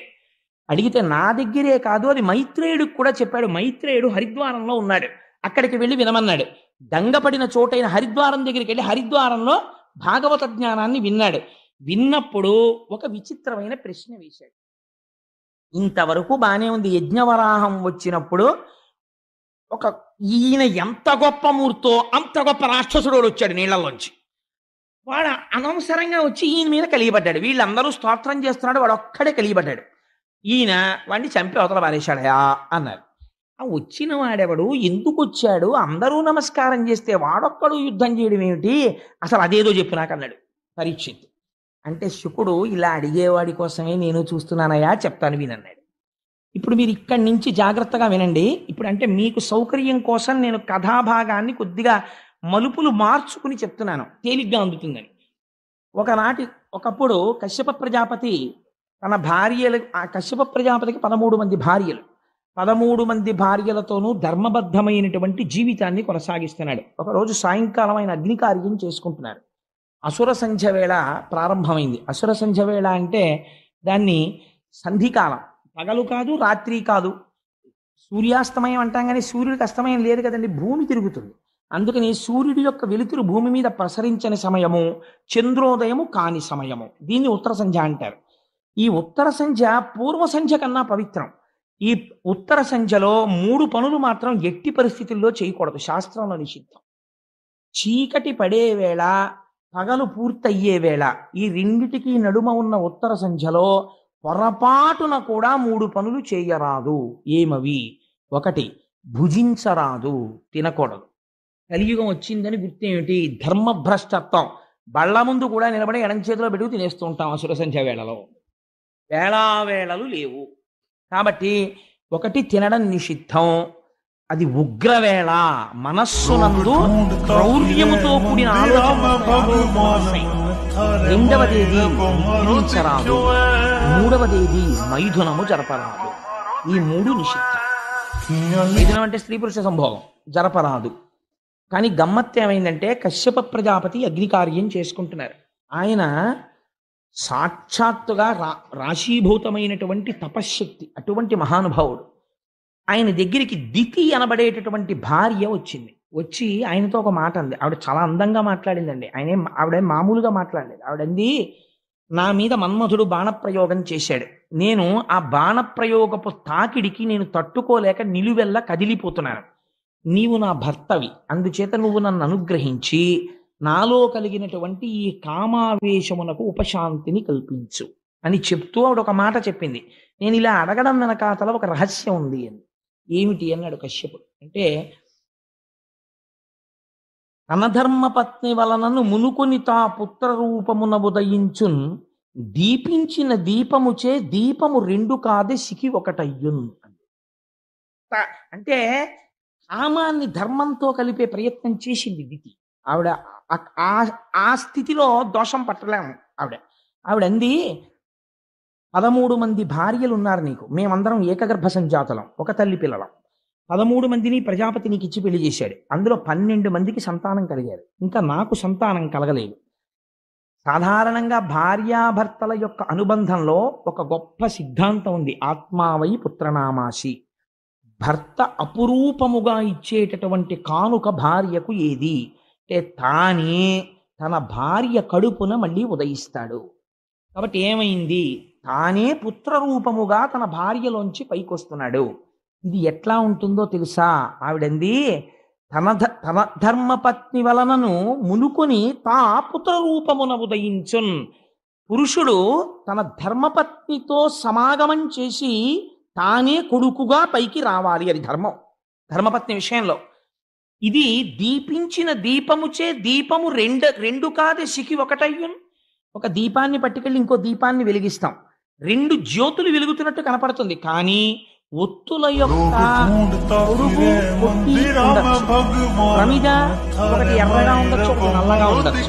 నూనె ఒక దాంట్లో ఎక్కువ ఉండొచ్చు, తక్కువ ఉండొచ్చు, కానీ సమాన ధర్మం ఉన్నది మాత్రం ఒకటి ఉంది. ఏది? శిఖి. ఆ దీపం చివర వెలుగుతున్న జ్యోతి మాత్రం ఒకటే. దానిది అదే జ్యోతి, దీనిది ఇదే జ్యోతి. ఈ జ్యోతికి ఆ జ్యోతికి తేడా లేదు. కాబట్టి తండ్రికి కుమారుడికి భేదం లేదు. తండ్రికి కుమారుడికి భేదం లేకపోయినా రెండుగా కనపడేటట్టు చేయగలిగిన శక్తి ప్రపంచంలో ధర్మపత్ని ఒక్కతే. ఆవిడ మాత్రమే అధికారమును పొంది ఉంటుంది. తన భర్తని కొడుకుగా ప్రపంచమునందు నడిచేటట్టు చేయగలదు, ఆయన తేజస్సుని తాను గ్రహించి. కాబట్టి నేను నీ తేజస్సుని నా యందు ప్రవేశపెట్టమని అడుగుతున్నాను. ధర్మమునకు లోపం ఎక్కడుంది? నాకు సంతానమును కటాక్షించు. ఎంత ధర్మబద్ధంగా అడిగింది చూడండి. ఆయన అన్నాడు, నిజంగా భార్యాభర్తలంటే ఇలా మాట్లాడుకోవాలా అనిపిస్తుంది ఒక్కొక్కసారి. భాగవతం చదువుతుంటే, కావ్యాలు చదువుతుంటే, పురాణాలు చదువుతుంటే. ఆయన అన్నాడు, భార్య అంటే ఎవరో తెలుసా దితి? భార్య ఉన్నవాడంత అదృష్టవంతుడు ప్రపంచమునందు లేడు. ఎందుచేతనో తెలుసా? శత్రువులు వచ్చినా సరే దుర్భేద్యమైనటువంటి దుర్గమునందు కూర్చున్న రాజు ఎంత ధైర్యంగా ఉంటాడో, ఇంద్రియముల యొక్క అలజడిని ధర్మబద్ధము చేయగలిగినటువంటి భార్య దుర్గము వంటిది. ఎందుకని? భార్య యందలి కామము ధర్మబద్ధమైన కామమై పుత్రరూపమైన అర్థముగా మారిపోతోంది. ధర్మపత్ని వలన ధర్మబద్ధమైన కామము ధర్మబద్ధమైన పుత్రరూపమైన అర్థమునిచ్చి మోక్షము వైపుకి నడిపిస్తోంది ఆయన గయాశ్రాద్ధం పెట్టడం వల్ల. కాబట్టి భార్య అనేది సముత్కృష్టమైనటువంటి స్థానమును అధిరోహించి ఉన్నది. నీ వంటి భార్యని పొంది ఉండడం నా అదృష్టం. ఒకసారి భార్యని పొందిన తర్వాత ఇంటి నిర్వహణ బాధ్యత అంతా భార్య చూసుకుంటుంది. తాను హాయిగా ధర్మకార్యాచరణమునందు పురుషుడు ప్రవర్తిస్తాడు. అదేమిటంటే మరి పాపం అలా ఆడవాళ్ళని ఇబ్బంది పెట్టేయచ్చా? పురాణాలని మీరు అనుకోక్కర్లేదు. ఆయన ధర్మం చేసేసుకుంటాడు, ఆవిడ వంట చేసుకుంటుందా అని. ఈయన చేసినటువంటి ప్రతి పుణ్యంలో సగభాగం ఆవిడ ఖాతాలో వేసేస్తారు. ఆవిడ చేసిన పుణ్యంలో సగభాగం ఈయనకి వెయ్యరు ధర్మశాస్త్రంలో. పాపానికి ఎందుకు భయపడమని చెప్పిందో తెలుసా అండి? పురుషుడు తాను పాపకర్మ చేసి ఏదైనా తీసుకుని ఇంట్లో తీసుకొచ్చి పెట్టాడు అనుకోండి, దాంట్లోంచి భాగం భార్య కానీ పిల్లలకు కానీ మొత్తం ఫలితం తీసుకెళ్లి ఆయన ఖాతాలో వేస్తారు. ఆయన శరీరం పడిపోయిన తర్వాత ఆయన తెచ్చిందంతా వీళ్ళందరూ పంచుకున్నారనుకోండి, వాళ్ళకేమి తప్పేమి తీసుకొచ్చి పెట్టరు, వాళ్ళు అనుభవించవచ్చు. పాపం మొత్తం మూట కట్టుకుని ఎవరు పెడతారో తెలుసా అండి? పట్టుకొచ్చిన వాడు ఒక్కడే పట్టుకెళ్తాడు, ఉత్తర జన్మల్లో అనుభవిస్తాడు. ఇక్కడేమైంది? చేసుకున్న పుణ్యం ఉంది, అది మాత్రం భార్యకి సగమే వేస్తారు. ఎందుకంటే నువ్వు బతికి ఉండాలంటే, నువ్వు పుణ్యం చేయాలంటే ఆవిడ అన్నం వండి పెట్టింది, ఆవిడ చేసుకోవడం మనిషి పూజ, అందుకని సగం ఆవిడికే అంది శాస్త్రం. అందుకే యోగ్యుడైన వరుణ్ణి చూడండి, యోగ్యుడైన వరుణ్ణి చూడండి అంటే అర్థం ఏమిటో తెలుసా అండి? భగవద్భక్తి కలిగిన కుటుంబంలోంచి వరుణ్ణి తీసుకొస్తారు. ఆయన ఎప్పుడు ఈశ్వరార్చన నిపుణుడై ఉంటే ఆ సగం ఫలితం వెళ్ళి ఆవిడ ఖాతాలో పడితే ఉత్తర జన్మల్లో ఆవిడ ఎంత గొప్ప స్థితినో పొందుతుంది. అందుకని భగవద్భక్తుడికి ఇచ్చి చెయ్యడం కోసమని వెతుకుతారు. కాబట్టి నీ వంటి భార్య దొరకడం నాకు చాలా సంతోషం. కానీ దితి, ఒక్క మాట చెప్తాను విను. తరుణి, నేను ఒక్క మాట చెప్తాను. ఇది సంధ్యాకాలము. ఈ కాలమందరయన్ భూతగణావృతుండగుచు కామారాతి లీలన్ సంచరించుట అభావ్యంబయ్యే. కాన ఈ ఉగ్రకాలమునందు అరయన్ నిషిద్ధ కర్మంబగు ఎలా ధర్మమున్ వీడగన్ అని అడిగాడు కశ్యప ప్రజాపతి. ఇది ఉగ్రవేళ అంటారు. అసుర సంధ్య వేళలో పరమశివుడు వృషభవాహనాన్ని అధిరోహించి భూమండలం మీద తిరుగుతాడు. ఆయనకి స్వపర భేదములుండవు. ఆయన వితతస్రస్తకేశుండు, తల దువ్వుకోడు జుట్టిలా పడిపోయి ఉంటుంది, పునుకల మాల మెళ్ళో వేసుకుని తిరుగుతుంటాడు. ఆయన భూమండలాన్నంతటినీ చూస్తాడు. అసుర సంధ్య వేళలో ప్రతి ప్రాణి వంక చూస్తాడు. ఈ సమయంలో ఆయన వెనకాతల భూతగణాలు వెడుతుంటాయి. వాళ్ళు చాలా ఉగ్రమూర్తులై ఉంటారు. వాళ్ళకి ఆ సమయంలో శివుడి పట్ల అపచారముగా ఎవరైనా ప్రవర్తిస్తే శంకరుడు ఊరుకోవచ్చేమో, కానీ ఆయన చుట్టూ ఉన్నటువంటి గణములు అంగీకరించవు. చాలా తీవ్రమైన ఫలితాన్ని ఇచ్చేస్తారు. నీ అక్క చెల్లెలు సతీదేవి పరమశివుడు భార్య అనుకుంటున్నావేమో, ఆయనకి అలాంటి భేదాలు ఉండవు. మహాజ్ఞాని, తెలియని వాడు, కొన్ని కోట్ల జన్మలు ఎత్తవలసినటువంటి వాడు, జ్ఞానము లేనివాడు శంకరుణ్ణి చూసి ద్వేషించి మాట్లాడతాడు. జ్ఞానము రావాలంటే శంకరుడి వల్లే వస్తుంది. ఆయన పరమ పవిత్రుడు. అటువంటి శంకరుడికి నమస్కరించి మర్యాదగా ప్రవర్తించాలి. ఈ ఉగ్రవేళన్ రమించన్ నిషిద్ధ కార్యం బగు. శంకరుడు వృషభవాహనారూఢుడై వెడుతుంటే భార్యాభర్తలు సంగమిస్తే ఆయన ఆగ్రహానికి కారణం అవుతుంది. అందుచేత ఈ కాలమందరయన్ మంచిది కాదు. అందుచేత కొంతసేపు తాళు. తరుణీ, ఒక్క ముహూర్తముండు, ఒక్క ముహూర్త కాలం వేచి ఉండు, నీకు కలిగినటువంటి కోరికని భర్తగా నేను తీరుస్తాను అన్నాడు. అంటే ఆవిడికి అటువంటి బుద్ధి కలిగింది. దితికి ధర్మభ్రష్టత్వం ఎక్కడొస్తుందో మీరు గమనించాలి భాగవతంలో. ఆవిడ ఒక వెలయాలు ప్రవర్తించినట్టు కశ్యప ప్రజాపతి యొక్క పంచపట్టి లాగినది.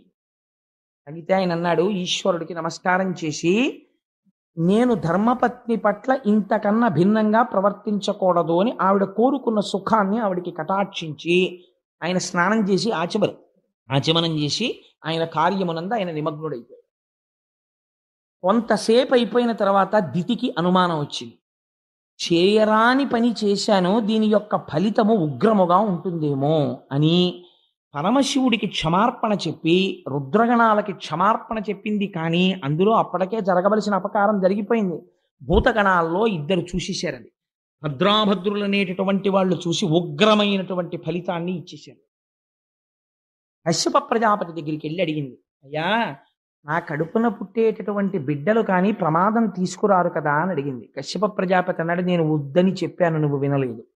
నీ కడుపున పుట్టబోయేటటువంటి ఇద్దరు బిడ్డలు కూడా లోకకంటకులై, వాళ్ళు పుట్టగానే ఆకాశం నెత్తురు వర్షిస్తుంది, నక్కలు కూస్తాయి, కొన్ని వేల మంది స్త్రీల కళ్ళంబట నీళ్లు కార్పిస్తారు, ఋషులను, బాలులను, బ్రాహ్మణులను, బ్రహ్మచారులను, వేదాన్ని, దేవతల్ని అవమానపరుస్తారు. చిట్ట చివరికి వాళ్ళు శ్రీహరి చేతిలో అంతమును పొందుతారు. వేటప్పటికప్పుడు ఆవిడ బావురుమని ఏడ్చింది. ఆఖరికి ఇంత అపఖ్యాత, నాకు దీనికి నివారణోపాయము లేదా? పశ్చాత్తాపమే నివారణోపాయం. నువ్వు ఇంత పశ్చాత్తాపడ్డావు కాబట్టి చేసిన దోషం పోదు. కానీ మనవడు మాత్రం మహాభక్తుడైనటువంటి వాడొకడు ఆ హిరణ్యకశిపుల్లో ఒకడికి కొడుగ్గా పుడతాడు. ప్రహ్లాదుడు పుట్టాడు. నీ పశ్చాత్తాపము వలన ఒక మహాపురుషుడు, ఒక మహాభక్తుడు జన్మిస్తాడు. భాగవతం కాలస్వరూపం ఎలా ఉంటుందో, ప్రమాదాలు ఎక్కడి నుంచి వస్తాయో బోధ చేస్తుంది. కాలము ఒక కాలము సాత్వికంగా ఉంటుంది, ఒక కాలము ఉగ్రముగా ఉంటుంది. కాలమును బట్టి వ్యవహరించాలి తప్ప చిత్తము వచ్చినట్లు ప్రవర్తించకూడదు. ఉగ్రవేళ అసుర సంధ్య వేళలో సాయంకాలం వేళ ఒక్క ఈశ్వరనామమే వినాలి.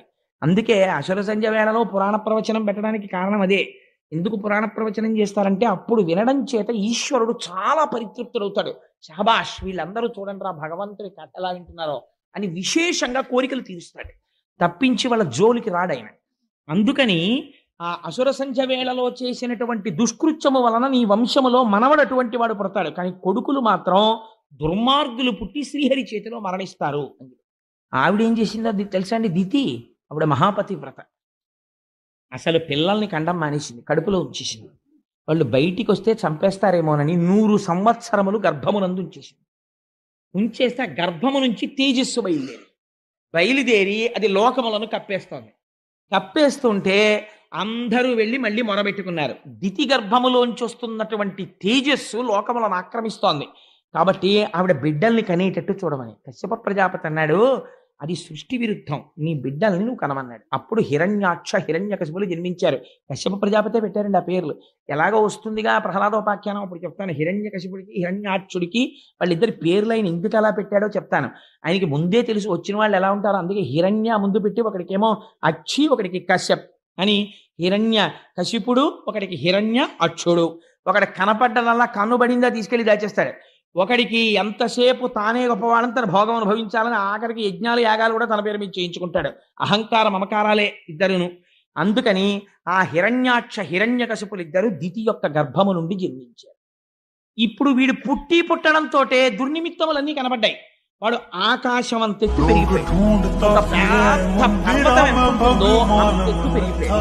పెరిగిపోయి వాడికి పుట్టినప్పటి నుంచి ఏమిటి కోరికంటే యుద్ధం. నాకు యుద్ధం కావాలి, నాతో యుద్ధం చేసేవాడెవడు, నాతో యుద్ధం చేసేవాడెవడు, నాతో యుద్ధం చేసేవాడెవడని వాడు విశేషమైన కోరికని పెంచుకుంటే ఆయన యుద్ధం కోసం అనేక మంది దగ్గరికి వెళ్ళాడు. చివరికి ఎవరి దగ్గరికి వెళ్ళాడంటే సముద్రం లోపల ఉన్నటువంటి వరుణుడి దగ్గరికి వెళ్ళి వరుణుణ్ణి పిలిచాడు. ఏమయ్యా, నువ్వు ఎక్కడో సముద్రంలో ఉంటావు కదా, నా యొక్క భుజముల తీరాలి, అందుకని నువ్వు రా, వచ్చి నాతో యుద్ధం చెయ్యి అన్నాడు. అంటే ఆయన అన్నాడు, నీకోసం వచ్చేవాడు ఒక ఆయన ఉన్నాడు రా, నాతో యుద్ధం ఎందుకు నీకు, నువ్వు అసలు ఎవరి చేతిలో చావాలని నిర్ణయం అయిపోయిందో వాడు వచ్చేసే సమయం అయిపోయింది, నువ్వు ఒక్కసారి ఆ సముద్రం మీదకి వెళ్ళి నీకు కనపడతాడు, ఆయనతో యుద్ధం చేయి చచ్చిపోదు కానీ. నిర్ణయం అయిపోయిందన్నమాట వరుణుడు ఎలా చెప్పగలిగాడు అంటే దీని వెనకకి మళ్ళీ ఇంకొక ఆఖ్యానం కలుస్తుంది. ఈ భద్రాభద్రులనేటటువంటి రుద్రగణములు చూసి వీళ్ళ యందు ఉగ్రమైనటువంటి బిడ్డలు పుట్టాలని ఎప్పుడైతే నిర్ణయం జరిగిందో, ఎంత శివకేశవ అభేదంగా నడుస్తుందో చూడండి పురాణం. శ్రీ మహావిష్ణువు దగ్గర ఇద్దరు పార్షదులు ఉన్నారు, జయ విజయులని. వైకుంఠంలో వాళ్ళిద్దరు ద్వారం దగ్గర నిలబడతారు. అంటే 7 ద్వారములు ఉంటాయి. 7వ ద్వారం దాటితే లోపల ఇంకా స్వామి దర్శనం అవుతుంది. 7వ ద్వారానికి అటు ఇటు నిలబడి ఉంటే సనక సనందనాదులు లోపలికి వెళ్ళారు. వైకుంఠానికి ఉన్న గొప్పతనమేమి అంటే ఒక విషయం చెప్పారు. అందులో ఆ వైకుంఠంలో ఉండేటటువంటి గోడలు మణులతో నిర్మించబడి ఉంటే లక్ష్మీదేవి తన చేతిలో పట్టుకున్నటువంటి కలువ పువ్వుతో ఆ గోడల్ని తుడుస్తూ ఉంటుంది. అంటే మనం కూడా ఇంటీరియర్ డెకరేషన్ ఎలా చేసుకుంటామో అలా ఉంటుంది. అసలు అక్కడ పాపచిత్తుడు, మాయ కలిగిన వాడు, చిత్తుల మారి హృదయమునందు నైర్మల్యము లేనివాడు అందులో ప్రవేశించడు. ఎప్పుడు భగవంతుని యందు భక్తి కలిగిన వాళ్ళు అందులో తిరుగుతూ ఉంటారు. అక్కడ జయ విజయులు నిలబడి ఉన్నారు కాపలాగా. నిలబడి ఉంటే 6 ద్వారములు దాటి సనక సనందనాదులు వెళ్ళారు. వాళ్ళు మహాజ్ఞానులు, నిరంతరము భగవంతుని యొక్క పాదముల యందు భక్తితో ఉండేటటువంటి స్వరూపం ఉన్నవారు. వారు వెళ్ళి 7వ ఆ ద్వారం దగ్గరికి వెళ్ళి నిలబడ్డారు. నిలబడికి జయ విజయులు అన్నారు, లోపలికి వెళ్ళడానికి అంటే ఆ మాత్రానికి పాపం వచ్చేస్తుందండి. ఒక కారణం ఉండాలి కదా. కారణం లేకుండా ఏదో ఒక ఆఫీసర్ గారి రూమ్ లోకి వెళ్తున్నాం అనుకోండి, ఆఫీసర్ గారి రూమ్ లోకి వెళ్తుంటే మేషర్ కాసేపు ఆగండి, లోపల ఆఫీసర్ గారు ఎవరితోనో మాట్లాడుతున్నారు అన్నారు అనుకోండి, వెంటనే కప్ప వాటర్ బాటిల్లో నీళ్లు తీసి పోసి చెప్పించేయడమే.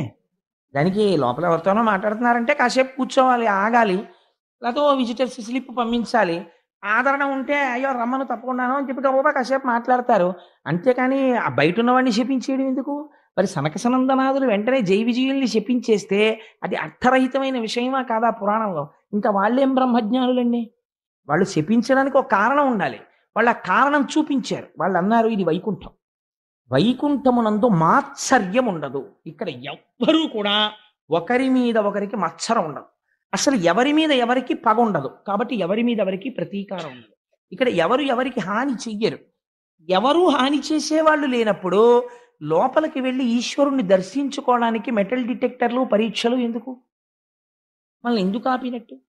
పోనీ లోపల ఉన్నాయన ఏమైనా విజిటింగ్ అవర్స్ పెట్టాడా? ఫలానా టైంలోనే పంపించండి, మిగిలిన టైమ్స్లో వద్దు అని చెప్పేటటువంటి వాడైతే మీరు అడ్డు పెట్టినందుకు మేము అంగీకరిస్తాం.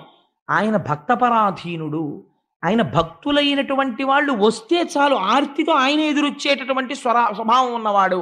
అటువంటి వాడు లోపలుంటే వెళ్ళడానికి మేమొస్తే మా హృదయములో ఆయన్ని దర్శనం చెయ్యాలన్న కాంక్ష తప్ప వేరొకటి లేకుండా ఉంటే మధ్యలో అడ్డు పెట్టడం మీకు మించిన స్వాతంత్రం. మీ మించిన స్వాతంత్రానికి మీరు పోయారు కాబట్టి, మత్సరము లేని చోట మత్సరాన్ని సృష్టిస్తున్నారు కాబట్టి, ఏది ఎక్కడ ఉండకూడదో దాన్ని మీరు చూడటం మొదలు పెట్టారు కాబట్టి అది ఎక్కడ పుష్కలంగా దొరుకుతుందో ఆ భూలో కలిగిపోండారు అనేటప్పటికీ వాళ్ళిద్దరూ కాళ్ళ మీద పడి పెద్ద ఏడుపు మొదలెట్టారు. ఇప్పుడు శ్రీమన్నారాయణుడు బయటకు వచ్చారు. స్వామి బయటికి వస్తే ఎలా ఉంటుందండి? ఆయన పుట్టుమచ్చ ఉంటుందట, నల్లటి పుట్టుమచ్చ ఒకటి. ఆ పుట్టుమచ్చని శ్రీవత్సము అని పిలుస్తాం. అది చూసి జయ విజయులు పొంగిపోయారు. స్వామి ఏమి అందగాడివయ్యా, నీ స్వరూపం మేము ఎప్పుడూ చూడలేదు. మా తండ్రి గారైనటువంటి చతుర్ముఖ బ్రహ్మగారు మాకు ఉపదేశం చేశారు. ఇలా ఉంటాడరా శ్రీమన్నారాయణుడు అంటే, మీరు రోజు ఉపాసన చెయ్యండి అని మాకు చెప్పారు. విశాలవచ్చు ఎన్ని మాటలు చెప్పినా అదే వర్ణన. శంఖచక్ర గదా పద్మహస్తు, ఆ శంఖచక్ర గదా పద్మములను పట్టుకున్నవాడై పట్టు పీతాంబరాన్ని కట్టుకుని నిరంతరము లక్ష్మీదేవి చేత తులసితో కూడినటువంటి గంగాజలముల చేత కడగబడినటువంటి పాదములున్నవాడై మహానుభావుడు మంచి కౌస్తుభమణిని ధరించి వనమాల వేసుకుని ఉంటే అందులో గండు తుమ్మెదలు మకరందపానం కోసమని రొద చేస్తూ ఉంటాయిట. ఆ రుక్మిణీదేవి అడిగింది, నేను ఎప్పటికైనా ఆ వనమాల వాసన చూడాలయ్యా నిన్ను కౌగిలించుకుని అని అడిగింది. ఆ వనమాలా విరాజితుడై రకరకములైనటువంటి ఆభరణములను దాల్చినటువంటి వాడై స్వామి నడిచి వస్తుంటే కదలిన బాహుపద క్రమంబున కంకణ రవము సూప అంటారు పోతన గారు. ఆయన అడుగు తీసి అడుగు వేస్తుంటే ఆయన పాదములకు పెట్టుకున్నటువంటి మంజీరములు మీరు ఎప్పుడైనా ఏడుకొండలవాడి యొక్క దర్శనం చేస్తే కనపడుతుంది. మీరు ఈ మాట వెళ్ళినప్పుడు జాగ్రత్తగా చూడండి. ఆయన మోకాళ్ళ దగ్గర కూడా పెద్ద పెద్ద కంకణాలు ఉంటాయి, ఇలాగా వాటికి మువ్వలు ఉంటాయి. ఆ మోకాళ్ళ దగ్గర కంకణాలు, ఇక్కడ పాదములకు మంజీరములు, ఈ కర్ణములకు చెవులకు ఇక్కడి నుంచి ఇక్కడ వరకు కర్ణాభరణములు. ఆ కర్ణాభరణములు పెట్టుకోవడం వల్ల బుగ్గల మీద పడేటటువంటి కాంతులు, విశాలమైనటువంటి లలాటము, దానికి పెట్టుకున్నటువంటి ఆ కస్తూరి తిలకము, ఆ పైన పెట్టుకున్నటువంటి పెద్ద కిరీటము, వెనకాతల వచ్చేటటువంటి సత్వగుణ ప్రధానులైనటువంటి పారిషదులు, వీళ్ళందరితో కలిసి ఒక మెరుపు తీగ ఎలా వస్తుందో అన్నిటికన్నా గొప్పతనం నీలతో యద మధ్యస్థ విద్యుల్లేకే భువాస్వర అని తెల్లటి వస్త్రం కట్టుకుని మెరిసిపోతూ అమ్మవారు అలవోకగా చేతిలో ఒక తామర పువ్వు పట్టుకుని తన చేత్తో శ్రీమన్నారాయణుడి చెయ్యి పట్టుకుని ఆ లక్ష్మీనారాయణులిద్దరూ బయటికి వచ్చి నిలబడ్డారు. ఇలా తిరిగి చూశారు. ఆ చప్పుడికి ఎదురుగుండా కనపడిన వాడు స్వామి లక్ష్మీ సహితుడై పొంగిపోయారంతే ఆ సనక సనందనాలు. స్వామి, ఈ మూర్తిని మా నాన్నగారు మాకు ఉపదేశం చేశారు. ఎప్పటి నుంచో మేము మనస్సులో ఈ మూర్తిని ఉపాసన చేస్తున్నాం. మా అదృష్టం పండి ఇంతకాలం తర్వాత నీ యొక్క స్వరూపాన్ని దర్శనం చెయ్యగలిగాం, మా భాగ్యం పండిందయ్యా అని ఆయన పాదాల మీద పడి నమస్కారం చేశారు. నమస్కారం చేసి నిరంతరము నీ పాదముల యందు ఎటువంటి భక్తి కావాలంటే పుష్పములో చేరేటువంటి గండు తుమ్మెద ఎలా చేరుతుందో అటువంటి భక్తి మాకు కావాలి అడిగితే శ్రీమన్నారాయణుడు అన్నాడు, ఈ స్తోత్రానికి నేను చాలా సంతోషించాను, కానీ ఇక్కడ ఏదో చిన్న గలాట జరిగినట్టు నాకు అనిపించింది, ఏమైంది? వాళ్ళు అన్నారు, స్వామి మేము తప్పే చేశామో ఒప్పే చేశామో మాకు తెలియదు, కానీ మేము లోపలికి వస్తున్నప్పుడు 7వ ద్వారం దగ్గర ఈ పారిషదులు అడ్డు పెట్టారు. అడ్డు పెడితే మత్సరములు ఉండడానికి అవకాశము లేని వైకుంఠమునందు నీ దర్శనానికి మమ్మల్ని పంపలేదు కనుక నీవు మాయందు విముఖుడవైన ప్రవర్తనతో ఉన్నావు కనుక నీవు భూలోకములో జన్మించండి అని మేము శపించాం వాళ్ళని. అందుకని నీవు ఎలా చెప్తే మేము అలా ప్రవర్తిస్తాం. ఒకవేళ మా వలన అపరాధం ఉంటే మన్నించు అన్నాడు. ఆయన అన్నాడు, ఈ భక్తపరాధీనత అంటే అందుకే భాగవతం వినండి, మనస్సుకు ఆలంబనం దొరుకుతుంది అన్నాడు. ఆయన అన్నాడు, నా పాదములు ఇంతమంది చేత ఎందుకు ఆరాధింపబడతాయో తెలుసా? మీ వంటి బ్రహ్మజ్ఞానులు నమ్మి అర్చించిన పాదములు కనుక. నిరంతరము లక్ష్మి నా పత్నిగా ఎందుకు నా వెంట వస్తుందో తెలుసా? నిత్యానపాయని అయి మీ వంటి వారి చేత పూజింపబడి మిమ్మలను రక్షించుటకు పూనికతో తిరిగి మీకు దర్శనమిస్తాను కనుక నేను భక్తపరాధీనుడను. నాకు భక్తులైన వారు పిలిస్తే పరిగెత్తుకుని వెళ్ళడం నా ధర్మం. ఒకవేళ అలా పరిగెత్తుకుని వెళ్ళి వాళ్ళని రక్షించడంలో అడ్డొస్తే నా చేతిని నేను నరికేస్తాను అన్నాడు. ఎంత పెద్ద మాట చూడండి. ఎందుకని ఆ చెయ్యి లోకములనన్నింటినీ రక్షించే చెయ్య. ఆ రక్షణ యందు ఎప్పుడైనా విడంబనము జరిగితే, నా వలన చిన్న పొరపాటు జరిగితే ఆ చేతిని నరికేసుకుంటానయ్యా నేను. నాకు భక్తులంటే అంత ఇష్టం. అటువంటి ప్రభువు పాదములు నమ్మని వాడిని ఏమనుకోవాలి? కానీ అటువంటి మీరు నిరంతరము నన్ను తప్ప వేరొకటి కొలవని వారు, ఎప్పుడు నా పాదముల యందు మనస్సు పెట్టుకున్నవారు, చతుర్ముఖ బ్రహ్మగారంతటి వాడు సంసారమునందు ప్రవర్తించి సృష్టి చెయ్యమంటే చెయ్యకుండా కేవలము నా పాద పంజరమునందు భక్తితో నిలబడిపోయిన మీకు లోపలికి రావడానికి జయ విజయులు అడ్డు పెట్టడమా? వీళ్ళు మహాపచారం చేసి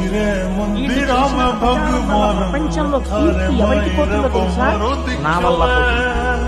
భాగవతం చదివడం, భాగవతం అర్థమైతే అసలు నిజంగా ఆఫీసర్లు తన క్యాబిన్ ముందుండేటటువంటి వాడు ఎంత జాగ్రత్త అయిన వాడిని వేసుకోవాలో చూడండి.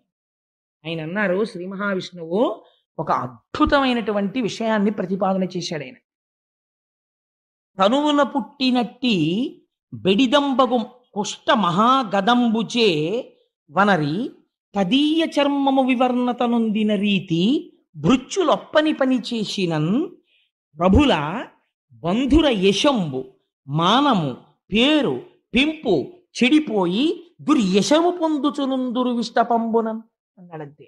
నేను ఎందుకు మీరిచ్చిన శాపాన్ని అంగీకరిస్తున్నాను తెలుసా? వీళ్ళకి యుక్తాయుక్త విచక్షణ లేదు. వీళ్ళకి ఎవరిచ్చారు ఈ అధికారం? నేను ఇచ్చాను. నా క్యాబిన్ ముందు నించోండి అంటే 7వ ప్రాకారం ముందు మీరుండి లోపలికి పంపించండి అని చెప్పాను. పంపించండి అంటే ఉద్దేశం వచ్చిన ప్రతివాణ్ణి అలా నించోపెట్టమనే. అంతరము తెలిసి ఉండాలి. లోపలికి ఎవరు వెళ్ళాలి, ఎవరిని మనం తొందరగా ప్రవేశపెట్టాలనేది చూసుకుని ముందు వాళ్ళు నమస్కారం చేసి ప్రవేశపెట్టగలిగిన సంస్కారం ఉన్నవాడు అక్కడ ఉండాలి. అలా ఉండలేదు. ఉండకపోవడం వల్ల ఏమైపోయిందో తెలుసా? కుష్ఠరోగం ఎక్కడ పుట్టింది?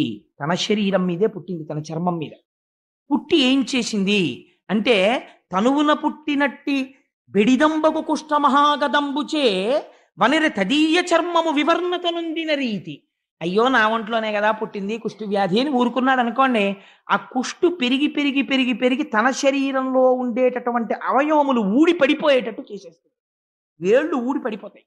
పడిపోయి వైకల్యమును పొందేస్తాడు. కుష్ఠమహాగదంబుచే వివర్ణత పొందిన రీతి భృత్యులొప్పని పని చేసినన్.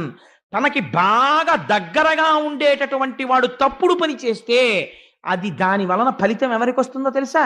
భృత్యులొప్పని పని చేసినన్ ప్రభుల మానము పేరు పెంపు యశంబు చెడిపోయి వాళ్ళ పేరు పోతుంది, కీర్తి పోతుంది, వాళ్ళ యొక్క మంచి హృదయం పోతుంది. లోపల ఉన్న ఆయనకి చాలా గౌరవమే, కానీ ఈయన చేసిన పని లోపలికి వెళ్ళి చెప్పలేడు. దానివల్ల ఏమైపోతుంది? చూడరా ఆ మాత్రం గౌరవం ఇవ్వలేకపోయాడు అనుకుంటాడు. పరమ భాగవతులైనటువంటి వారి కలిగినటువంటి మన ఖేదము కట్టి కుడిపోయింది. ఏమైపోయింది ఇంకా నేను లోపల ఉన్నది ఎందుకు? మీలాంటి వాళ్ళని కాపాడడానికి. కానీ ఎవరు అడ్డుపడ్డారు? వీళ్ళు అడ్డుపడ్డారు. కాబట్టి వీళ్ళు ఏం చేశారు? తన శరీరమునందు పుట్టిన కుష్టు తనని పాడు చేసినట్టు నేను వీళ్ళకి పదవిని ఇస్తే వీళ్ళ పదవిని అడ్డు పెట్టుకుని నాకే తప్పు పేరు తీసుకొస్తున్నారు. జయ విజయ సనక సనందనాదులకు వైకుంఠమునందు ప్రవేశము లేదు. ఇప్పుడు భక్త కోటి నన్ను ఎలా విశ్వసిస్తుంది? అంత నమ్ముకున్న సనక సనందనాదులకే ప్రవేశం లేదే, ఇంత మాబోటి గాళ్ళకి శ్రీమన్నారాయణ దర్శనం అవుతుందా అని విముఖులైపోతారు. లోకము పాడైపోతుంది. నేను భక్త పరాధీనుడను.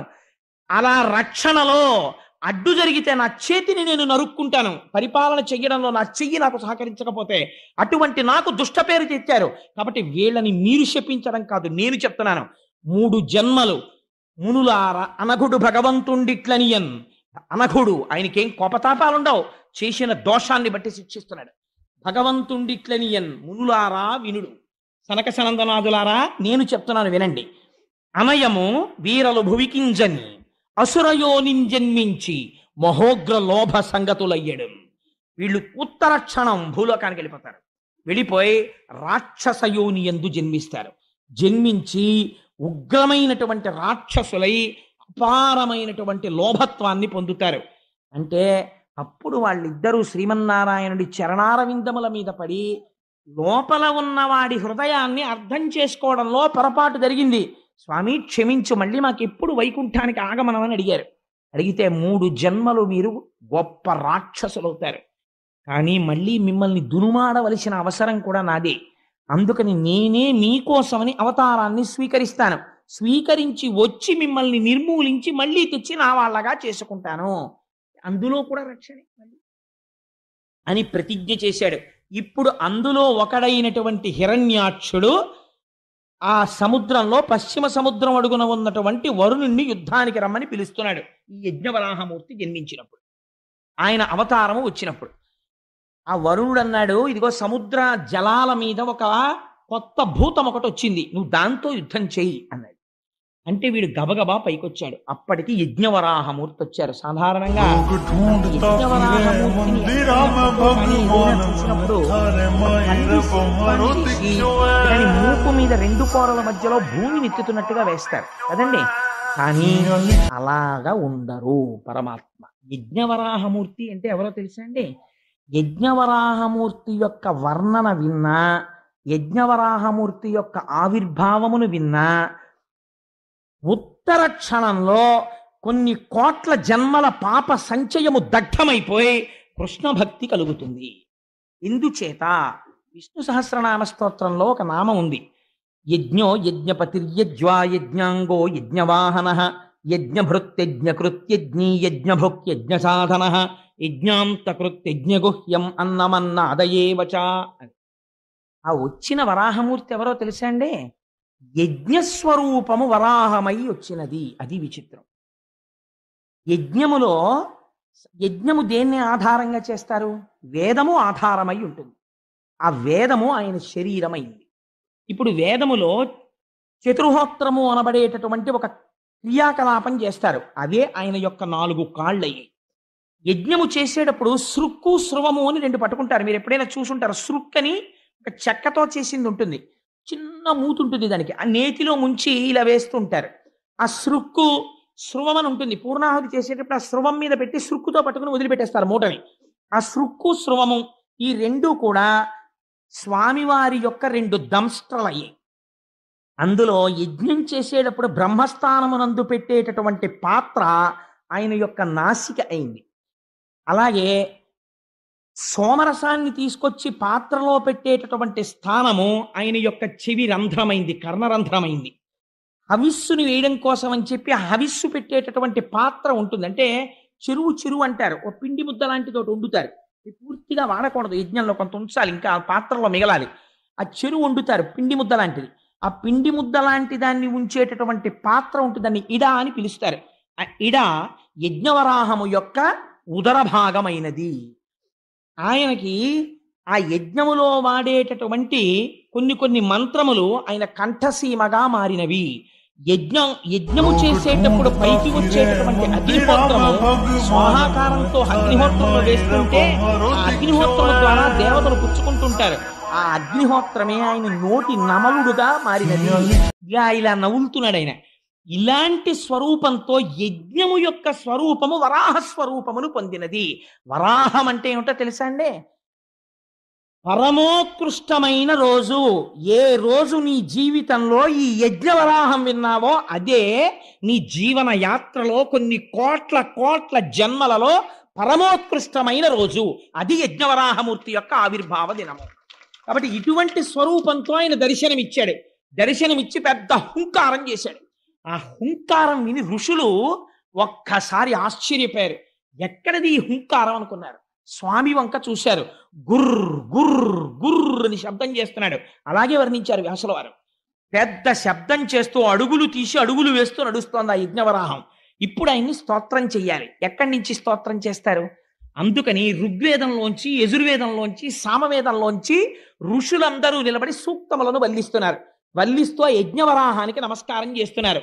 ఆ యజ్ఞవరాహం అడుగులు తీసి అడుగులు వేస్తూ సముద్రంలోకి ప్రవేశించింది.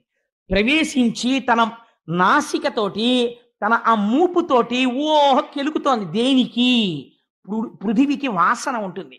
అందుకని వాసన బట్టి పట్టుకుందాం భూమి ఎక్కడ పడిపోయిందోనని ఆ నీటిలో వెతుకుతోంది.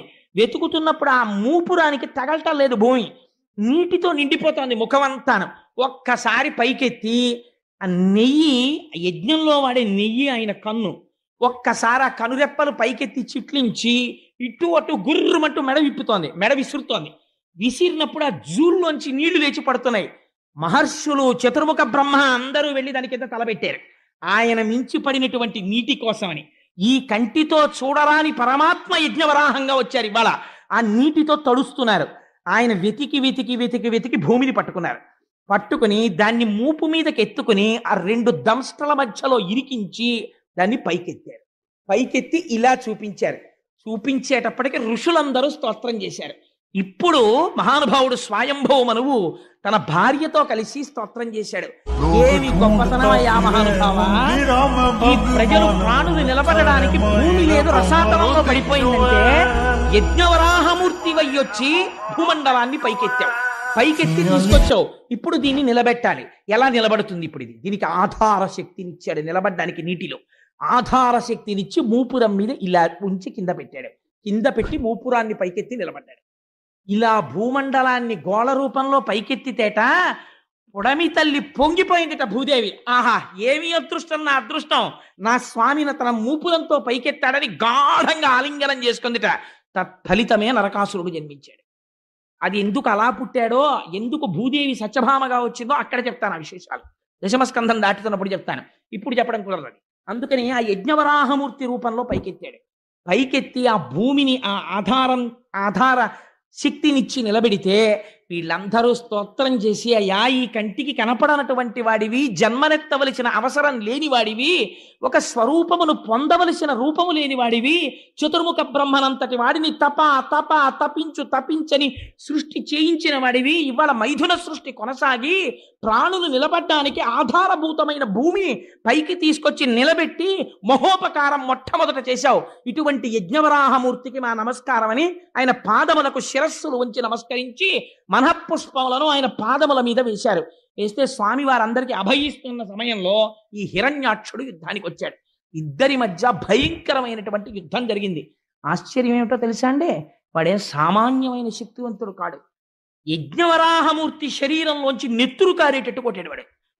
ఒక స్థితిలో ఎంత చిత్రం జరిగిందంటే, హిరణ్యాక్షుడు ప్రయోగించినటువంటి గదా ప్రహారమునకు స్వామి చేతిలో గద జారి కింద పడిపోయింది. పడిపోతే వాడన్నాడు, నేను కొట్టను, గద తీసుకో, గద లేని వాడిని కొట్టనన్నాడు. ధర్మానికి ఆశ్చర్యపోయారు స్వామి. ఎంత ధర్మాత్ముడి ఈ ఒక్క విషయంలో అనుకుని వెంటనే సుదర్శన చక్రాన్ని స్మరించారు. స్వామికి అదో సంతోషం. తన పార్షదులేగా జై విజయులు, ఇప్పుడు వీడికి ఇంత శక్తి వచ్చిందో, అబ్బో బాగా చేస్తున్నాడు యుద్ధం అని చెప్పి తాతగారు చూడండి ఉట్టినే పిల్లాడితో ఇలా కుస్తీ పడతాడు, అలా కుస్తీ పడుతున్నాడు.